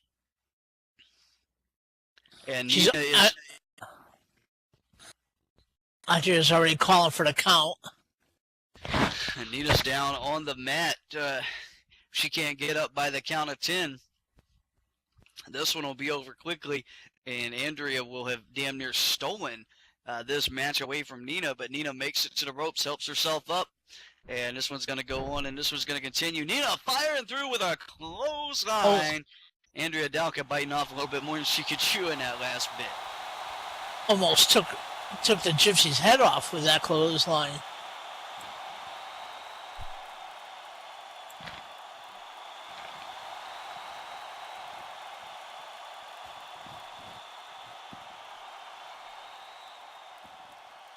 Side head scissors from Nina Prater after that left cross counter. And Andrea Dalka feeling the pain here. Nina Prater, she knows how to fight you. She knows how to hurt you. She knows how to wrestle you. Andrea Dalka, regardless of what you say about her, she has been a contender, and she has done nothing but make noise and make moves and position herself into this co-main event at WrestleFest. And that knee to the face of Nina Prater, she gets out of those head scissors. Nina Prater took that one right to the head. Oh, the gypsy's crawling. I don't know. Let's see here.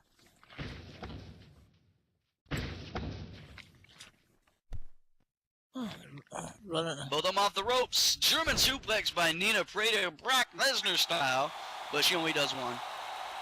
And Andrea Dalka sent up and over, almost dropped her on her head there. I think she's going to feel that in the morning. Yeah, that'll be a pain that'll linger.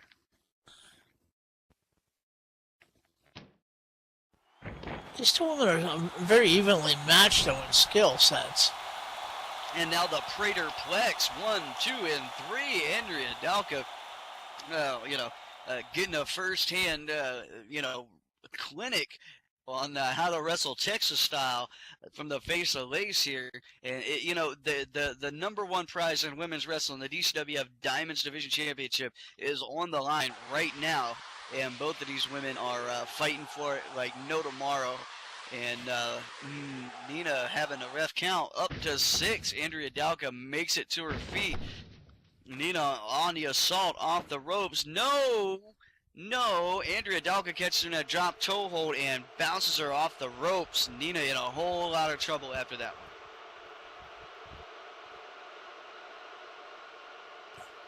Seems like Andrea was feeling the effects of it too. She's She's down catching her breath. Nina's getting up slowly.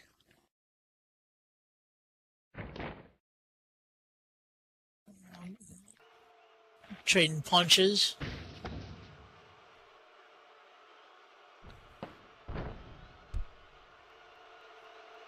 A knee right to the face, sending Nina Prater on the outside of the ring. Referee Vincent Rossini checking in on things. Andrea Dalka giving chase now.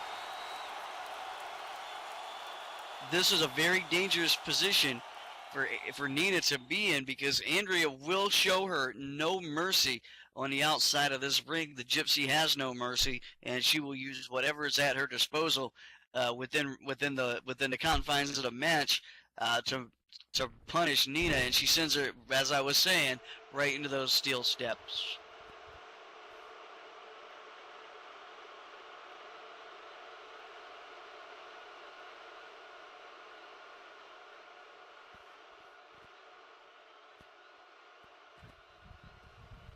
And Nina helping herself back up from the ring apron. Andrea catching her breath there. Both of these women, this is not just about business. This is not just about the title, but it's a little bit personal between these two.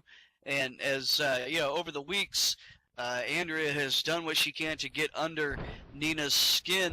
To the point of almost harassing her good friend Anastasia, who won the women's contract earlier. Nina came out like a boss, defending her friend, and it all took off from there. Are you still here, Killian? Are you with me, man? Is you with me? Yeah, I am. My mic shut off by accident. What? I had a cough there, so sorry. I was commenting and the mic was off. Oops. Rookie mistake. If I remember right, though, too, Andrea had Miss Ray in her corner for for a match recently. Andrea paid for Miss A-Ray's services there for a few weeks to help her along in her quest to get into a match like this, and she has been successful. Nina Prater down now, the count of 6. Nina quick to try and get back up, though. She took a hell of an assault. 9. She gets up just in time. Just in time, she makes it, scrambles up to her feet, and starts laying those chops in. Nina and Andrea laying those chops into each other here on the outside of this ring. The action happens on the outside. You could be knocked out or down for a 10 count on the outside as well. Nina throwing the chops against Andrea. Nina with a girly DDT. Drops Andrea.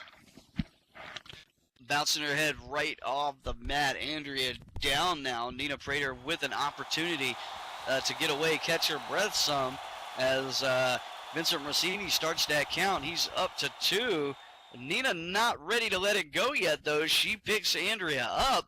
She wants a little bit more. I've said this, no matter what you think about Nina, she lives by a very strict, moral and ethical code, but when the time comes, she will fight and she will throw down. Yeah, I've seen that of recent. Big snap suplex from Nina Prater. And Andrea Dalka up and over. Lots of trouble here for Andrea on the outside of this ring. This Wrestlefest crowd has been nothing short of stellar so far. Here's the cheers as Nina calls out for the lace cuffs. And they're coming from the top. From the steps in the apron. There she goes. Oh, flying lace cuffs. That's a new one to me. And she connects. Gypsy Princess in a whole lot of purple trouble. I said purple trouble on the outside of this. I like. Well, better than Purple Passion. Well, I don't know. It depends on who you ask. And the count.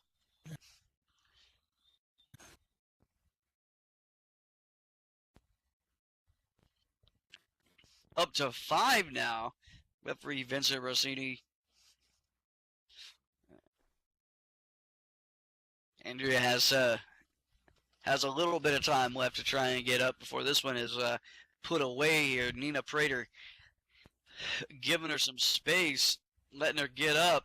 Gets up just in the nick of time at the count of 9. Comes around in front of us over here. I think we're going to get some ringside front row action to what's about to happen.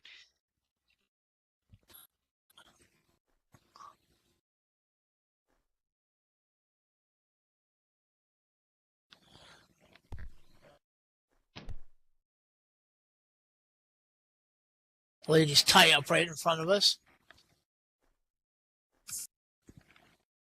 Yeah, right in front of us here. Can't complain about the view. His collar elbow tie up, vying for strength. Seeing who's going to come out with the better position and dragging each other around. And Andrea getting pushed up against a barricade here right in front of the fans. The fans trying to get an autograph. Not going to happen, Solomon. No autograph today. You got to wait for an autograph, buddy. But it's nice to see you wearing that free Wrestlefest 7 t-shirt. Love you, bro.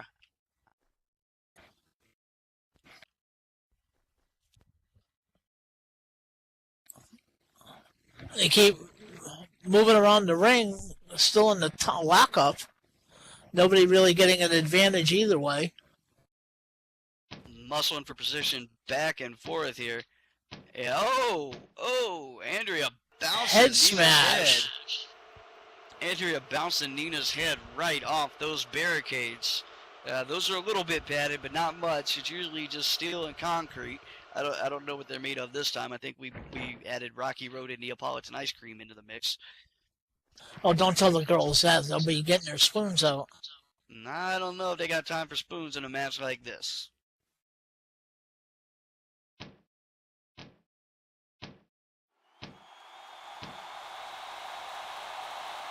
Nina doing some of her own head smashing now.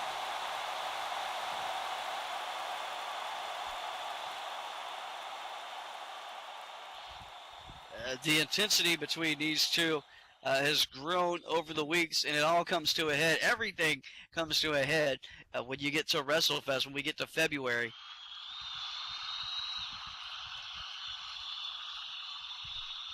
But I got to be honest when I tell you, if they make this match too personal, they're going to wind up missing some opportunities, losing out, and putting themselves in a whole lot of danger.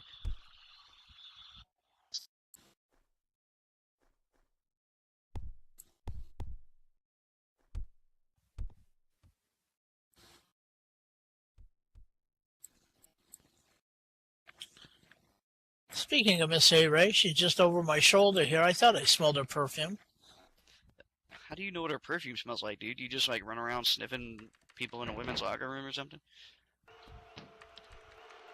No, it's just that powerful. The action's back in the ring now. This match again could be won either in or outside of the ring, and we still have that main event to go. Mad Mike Freeman, Mithil Wojcik, but the action is here with this DCWF women's match.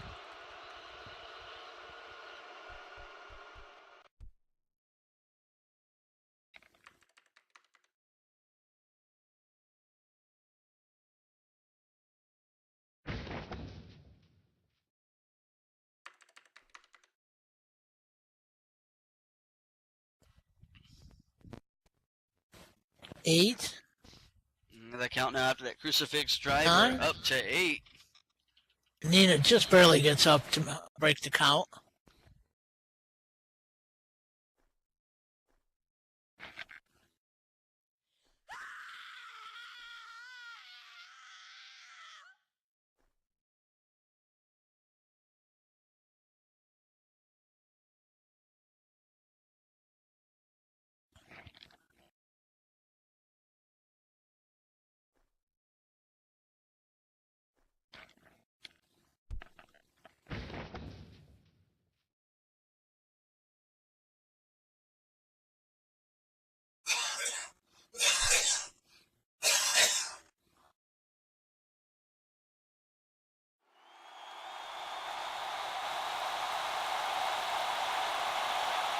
Nina's up to the top turnbuckle.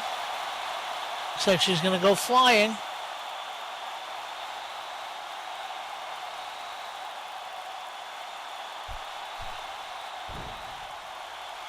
Flying face of lace.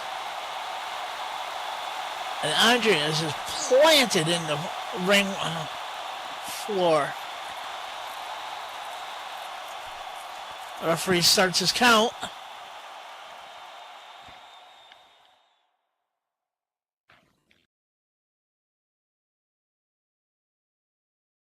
Nina trying to get to the ropes to get up. 7, 8. Nina standing. 10. Nina retains. Nina retains the DCWF Women's Heavyweight title.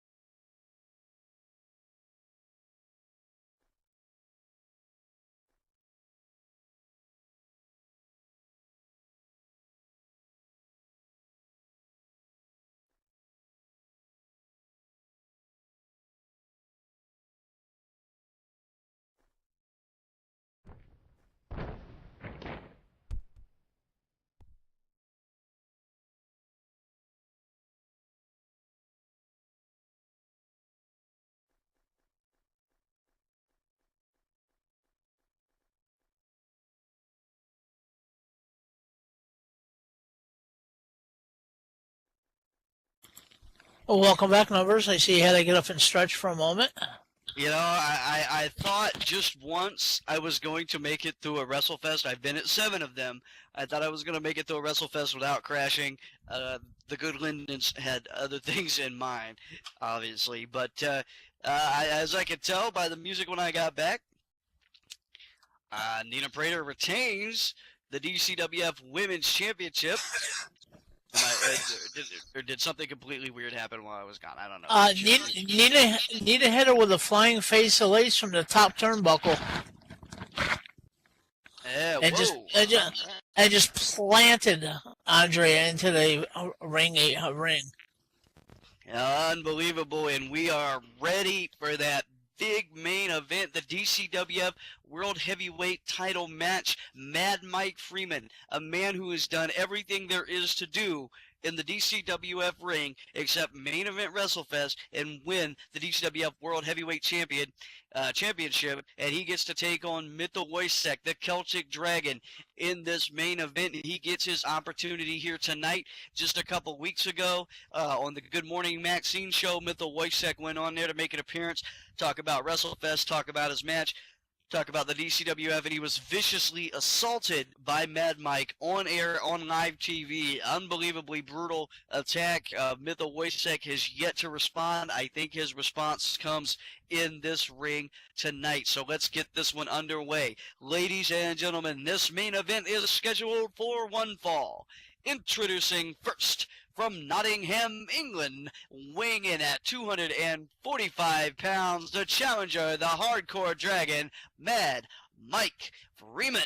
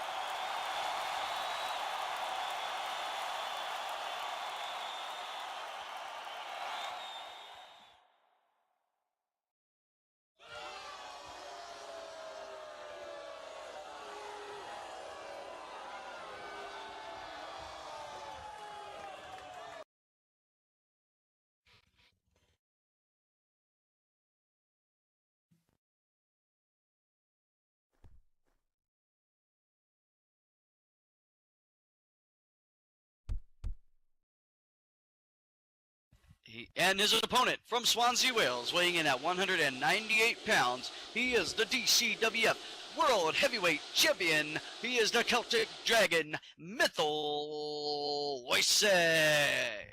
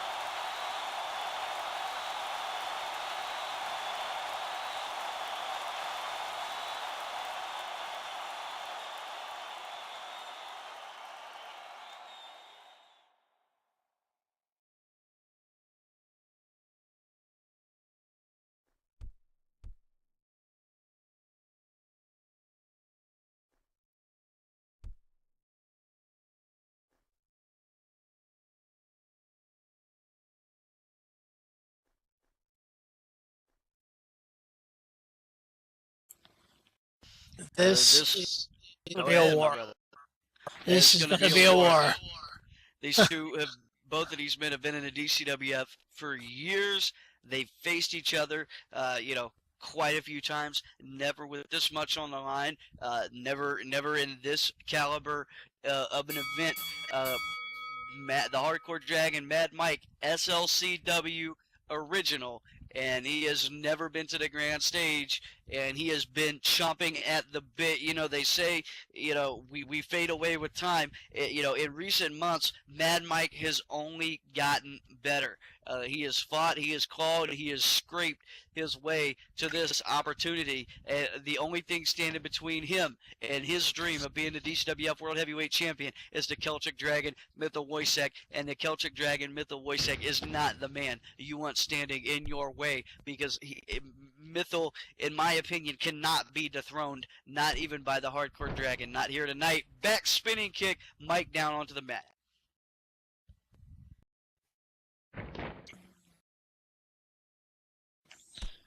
Mike with a knee to the gut to Mithril. A flurry of punches. Irish whips him into the corner.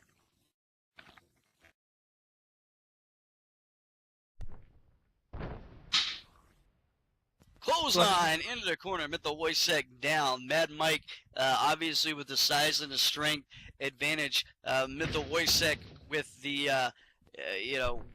being the lighter, more agile competitor, and in a lot of ways, more of a wrestler. Mad Mike Freeman is a champion's champion, but he's a brawler. He's a fighter. Not much of a technician. Mythal Wojcik, on the other hand, is a student of the game, and as you could see by the way he rolled out of there, he's got Mad Mike's timing down. Mad Mike's going to have to overpower Mythal Wojcik if he really wants to get ahead in this match.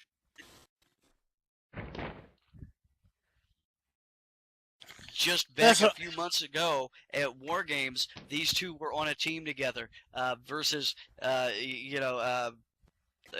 Pietro, Rock Reynolds, and Mr. Mafioso, and Mad Mike turned his back on his team, and that set the stage for this confrontation here. Mythal considers Mad Mike a traitor. He considers him without honor, and Mad Mike just doesn't care. He is so apathetic to any of that right now. He is just looking to beat and punish Mythal. There's a pin a little close to the ropes.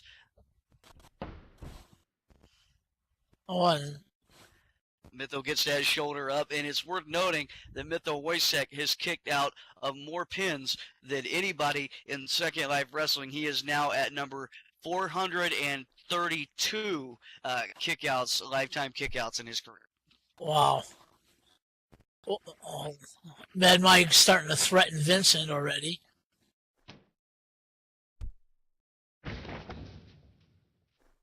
Mad Mike sending Mythal Wojcik to the ropes. Mythal, finding himself in the hands of the Hardcore Dragon, at the mercy of the Hardcore Dragon. The problem with the Hardcore Dragon is he has no mercy. Got him in the corner. Mithril sits out in the corner.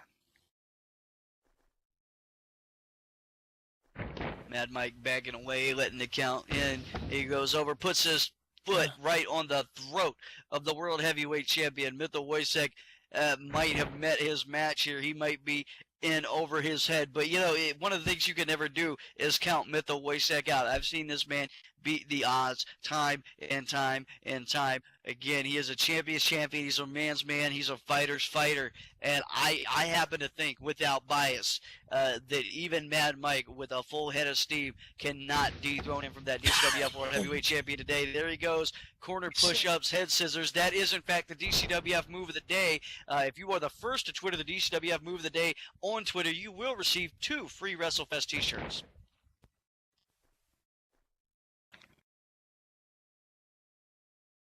Mike gets up strong. And Missile dropkick from Mithril. See that one 3 times fast. And missile drop. I can't do it. And missile drop kick for Mythil. Yeah, you can't do it. Can't be done. Missile drop kick by Mithril. 1 count only as Mike gets that shoulder up and rolls out of the ring, taking a minute to catch his breath.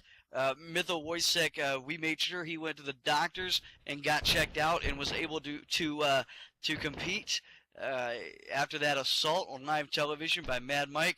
And the doctors cleared him. Mythil wanted to be cleared. He got what he wanted. He's ready. He's 100%. He's 110%. He says.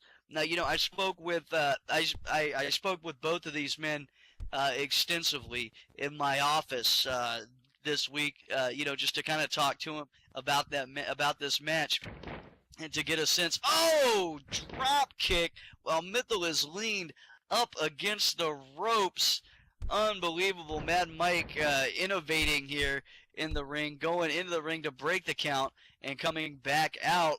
This is a traditional wrestling match, and Vincent Rossini calling it right down the middle. And as I was saying, I spoke with both of these men, and I talked to Mad Mike, and I've been in the ring with Mad Mike, and I've got a lot of history with Mad Mike. We've been, going down this road together for a long time. There's Mythil up and over suplex. And the one thing he Fight said against the outside barrier. Suplex against a barricade, and the one thing he said to me was he looked me dead in the eyes, and he said, "Numbers, you know me. You know I want this more than anything I have ever wanted in my entire life, and I am going to get it." And I saw the truth. I saw the truth in his eyes when he said that to me. Scoop pile driver on the outside. Mike in a whole lot of trouble. Mythil Wojcik in the ring, letting the count run up. Counts up to 8 now. And Mythil coming back outside after catching his breath to break the count. Mythil and I sat down for a drink in my office, and I got to telling him, I said, this could be the biggest match of your life. You're against a hardcore dragon. This could be a career ender. This could be one of those moments that you don't want to find yourself in. Are you sure you want to do this?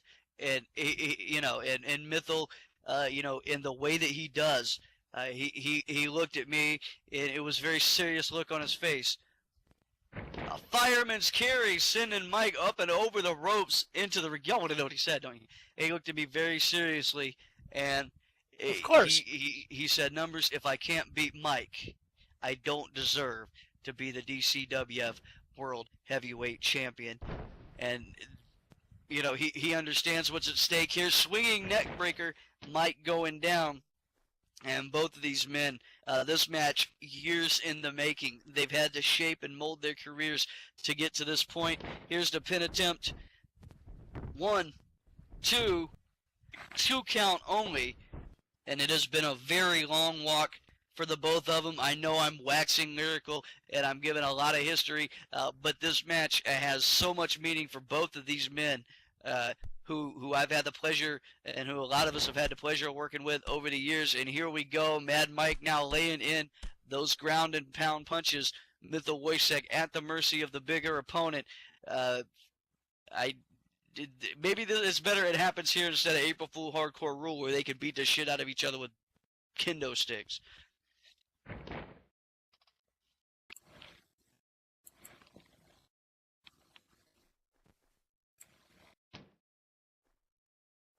Mad Mike uses an eye rake on Mithril, blinds him, setting up. Texan power bomb, shades of Drewski Huxley.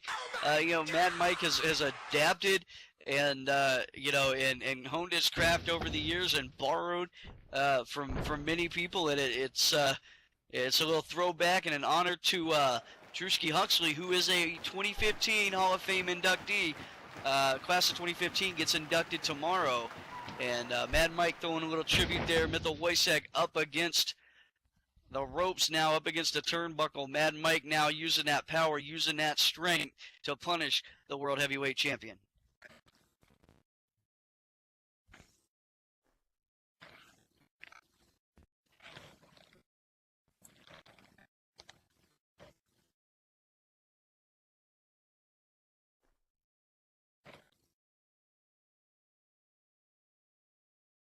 Both men opposite corners. Mike, goes for the spear. Mythil ducks out from under it. Mike puts the shoulder right into that ring post. Mythil Wojcik, you can never count him out. He's quick, he's agile, he's very self-aware, very ring-aware. And Mythil with a kick to the gut now, and that crossface, laying it in over in the corner, adding punishment to Mike, trying to stretch him, trying to wear him down. Mythil's strategy is going to be he has to wear Mike down. He cannot stand toe-to-toe with a bigger opponent and hope to come out alive. He's got to wear Mike down. Everybody's Mythil has faced has been massive. They've been huge, and he has found a way to beat them each and every time, and he can find a way to beat the Hardcore Dragon here too. It doesn't get any more important, any bigger, any better than the DCWF World Heavyweight Championship, and these two are throwing for the gold and putting it all on the line here in front of this crowd at Wrestlefest 7. Boy, you allude to him having the energy. Well, he kind of reminds me of that little bunny that just keeps going and going and going and going, and that is how Mithril is. He gives you 110% right out of the tank. Yeah, and one thing that Mythil does not do, Mythil does not quit, Mythil does not give up. He fights to the finish, win or lose. It's all on him at the end of the day, and he can look himself in the mirror and say he never quit. He was put in that pinning situation there. Mythil Wojcik with the Lady of the Lake armbar, working it on Mike right now. Mythil Wojcik, a master of submissions, and he is able to lock in anybody in those maneuvers, and he has got Mike perfect in the hold right now. But no, Mad Mike picks him up, power bombs him into the mat. Mythil Wojcik, all kinds of trouble, as Mike using that strength to lift him up and get him up. Mythil Wojcik now able to come up, spider twist, a little tribute to Masaki Yumako.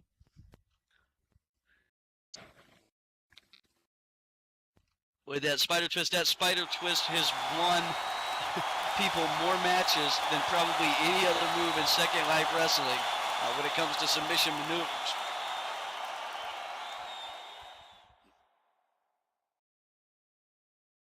Mad Mike not giving up either.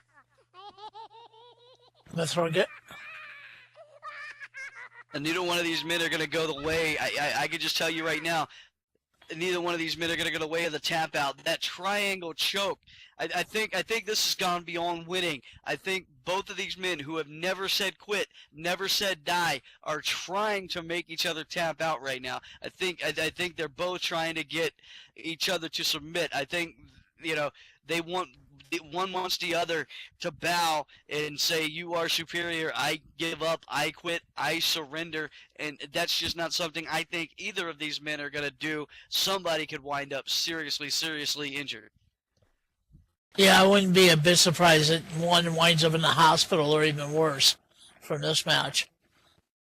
I mean, there's damage being done to both bodies, and it's just incredible how these two can still stay standing. Oh, yeah. Mythil able to work over to the ropes, and Mike holding on to that count. He's got till the count of 5. If he doesn't break it, he'll be disqualified. and he breaks it at the last possible second. I think Mythel would rather have his arm broken than tap out and submit, and I think Mike pretty much feels the same way here. You talk about two guys who aren't just looking to pin the other and win the match, but they're looking to beat the other person. Just literally defeat them, not only in the ring, but morally, emotionally, logically, internally, not just a win, but a victory. Right. Whoa, wait a minute, Jaboom! Tribute to Celt Dan McMahon. These guys are firing off with every move they've ever seen in the DCWF over the past 7 years. And I got to tell you, if you're a fan of the DCWF and you've been following us in a lot of ways, that's a treat. And for the fans that are here, what time is the induction ceremonies tomorrow? Tomorrow at noon, right here in this very spot, there's a dragon screw leg whip from Mythel Wojciech sending Mike down. Mythel Wojciech working Mike back up. These guys, laying out every move that we've ever seen. Yeah, every great remembered in the gory driver. There it is, gory driver. And Mike, wait a minute, manages to flip out of it, and he's asking for a moment. He's trying to get a minute, a little bit of time out. Helps himself up to the ropes. These guys, it hasn't been very fast paced. It's been high impact, and these guys have fought each other. This is more of a bar brawl than it is a wrestling match at times. Mythel got Mike in the corner though, high knee. Oh, and the tail of the dragon right to the face of Mad Mike, and it looks like he may have put him out. This couldn't be it.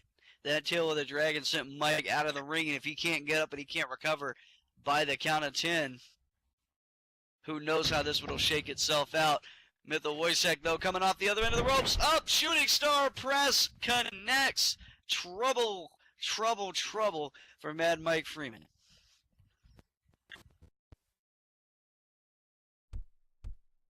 Mythel gets up a bit stiff, but he does get up.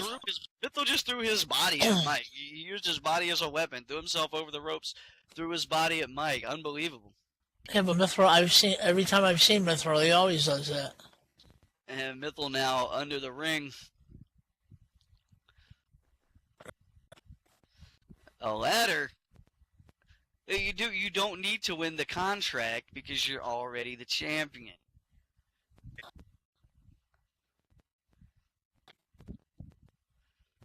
Mythel setting that ladder up.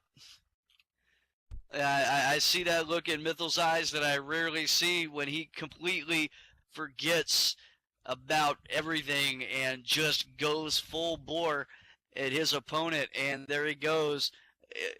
I don't know. We got our suspicions about what this might look like. Up the ladder, over the top. Oh, swanton, but Mike gets out of the way. Mythel does not connect. And he runs off the top of that ladder. He plays on the rope, swanton bomb. Jeff Hardy, fuck you. This is Mythel Wojciech.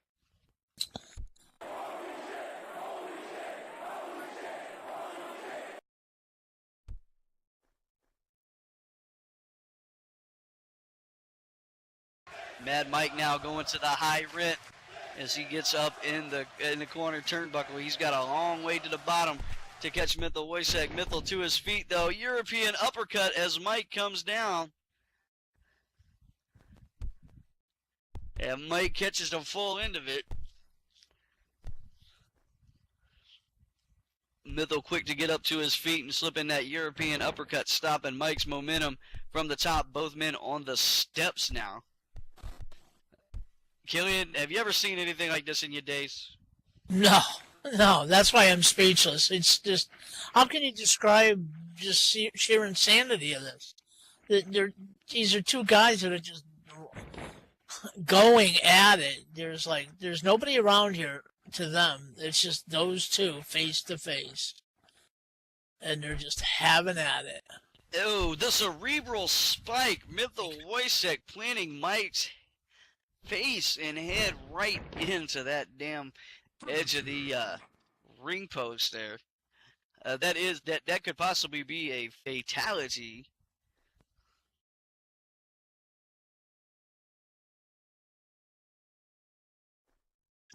Mithra getting his breath back. Mad Mike staggering, trying, stumbling, wanting to get up. 9.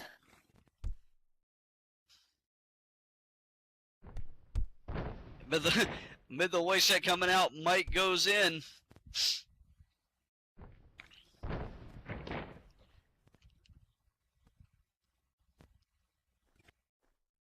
Just in time here.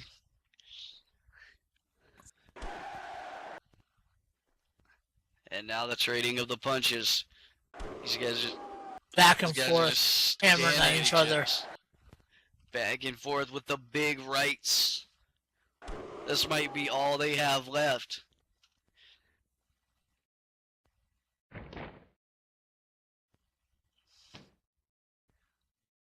Middle now breaking away with a kick to the gut, sending Mike to the corner, coming from the opposite corner. There it goes. And another tail of the dragon. And Mike. How is Mike standing?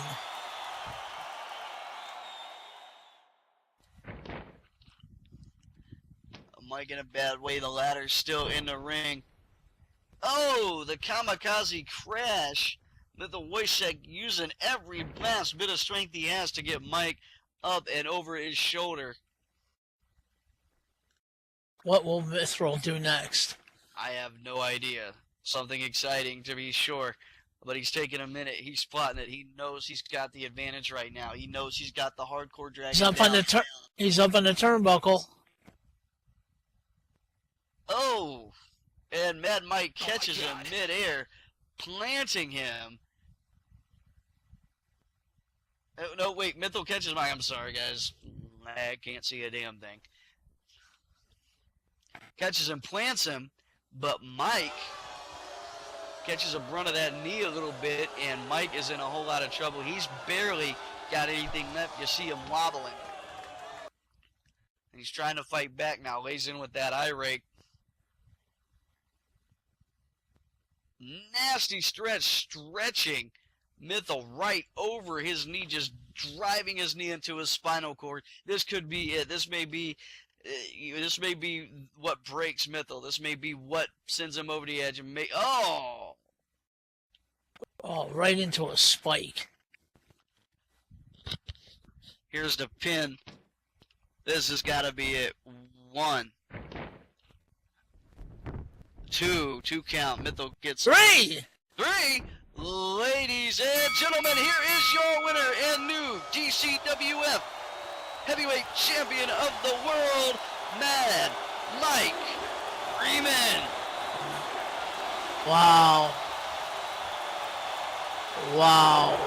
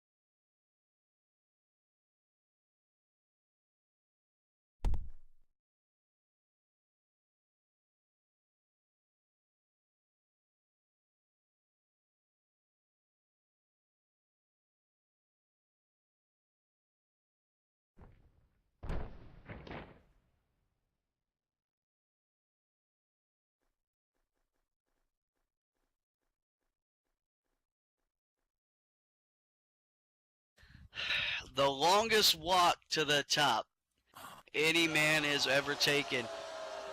Nearly 7 years in the DCWF, and it all comes together for Mad Mike at this moment. Say what you want, but that's what it looks like when a man fights for it. That's what it looks like when a man puts in the work, and that's what it looks like when a man decides that he deserves it and he goes out and takes it. Unbelievable, man. Unbelievable. Incredible match. That will go down. If we had the voting for the awards, that would have gotten match of the year right there. That was just incredible. Well, fans, we want to thank you for. Oh, go ahead. You can. No, go ahead. Fans, we want to thank you for the journey. It's been a long one. It's been a 7-year walk. It's been a 7-year journey. We want to thank you for being a part of it with us all these years, and many more to come. We invite you to join us tomorrow back here at noon, and I promise it won't be as long. The Flexi Awards, followed by the Hall of Fame inductions, our end of the year awards. It's a nice formal affair. We all put on suits and ties and tuxedos and sexy dresses, and we get together and we honor that Tania Goes Naked, and we honor the year that was DCWF's 7th year in Second Life Wrestling, and we begin our 8th. We want to thank you for coming out and hanging with us at DCWF Wrestlefest. Feel free to hang around, chat with us after the show.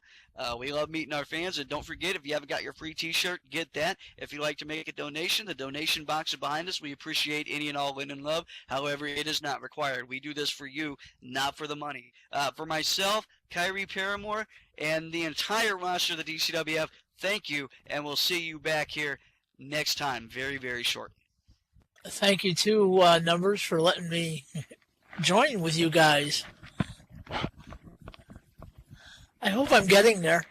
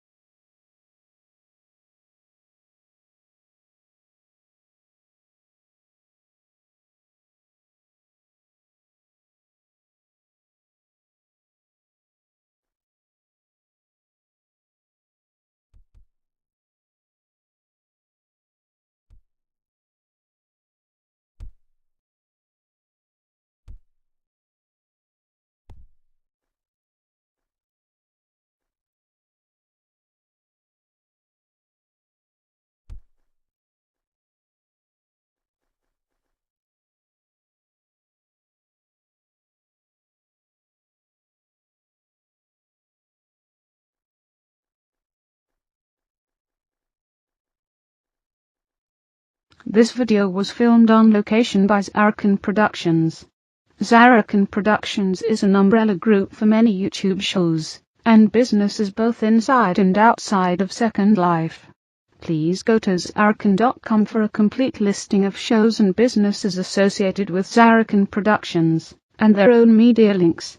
Zarrakan Productions shows have been organized alphabetically in playlists in a year, month, day format for easier video navigation. Multiple part videos have been named accordingly, starting with part 1, and the last video of a multiple part video series will have end as a part of its title. Please like, comment, and share this video as it helps both Zarrakan Productions and the creators of this video's content. Also, be sure to check the playlists for past episodes of show content, and subscribe to this channel for future videos. Thank you for watching, and happy wandering.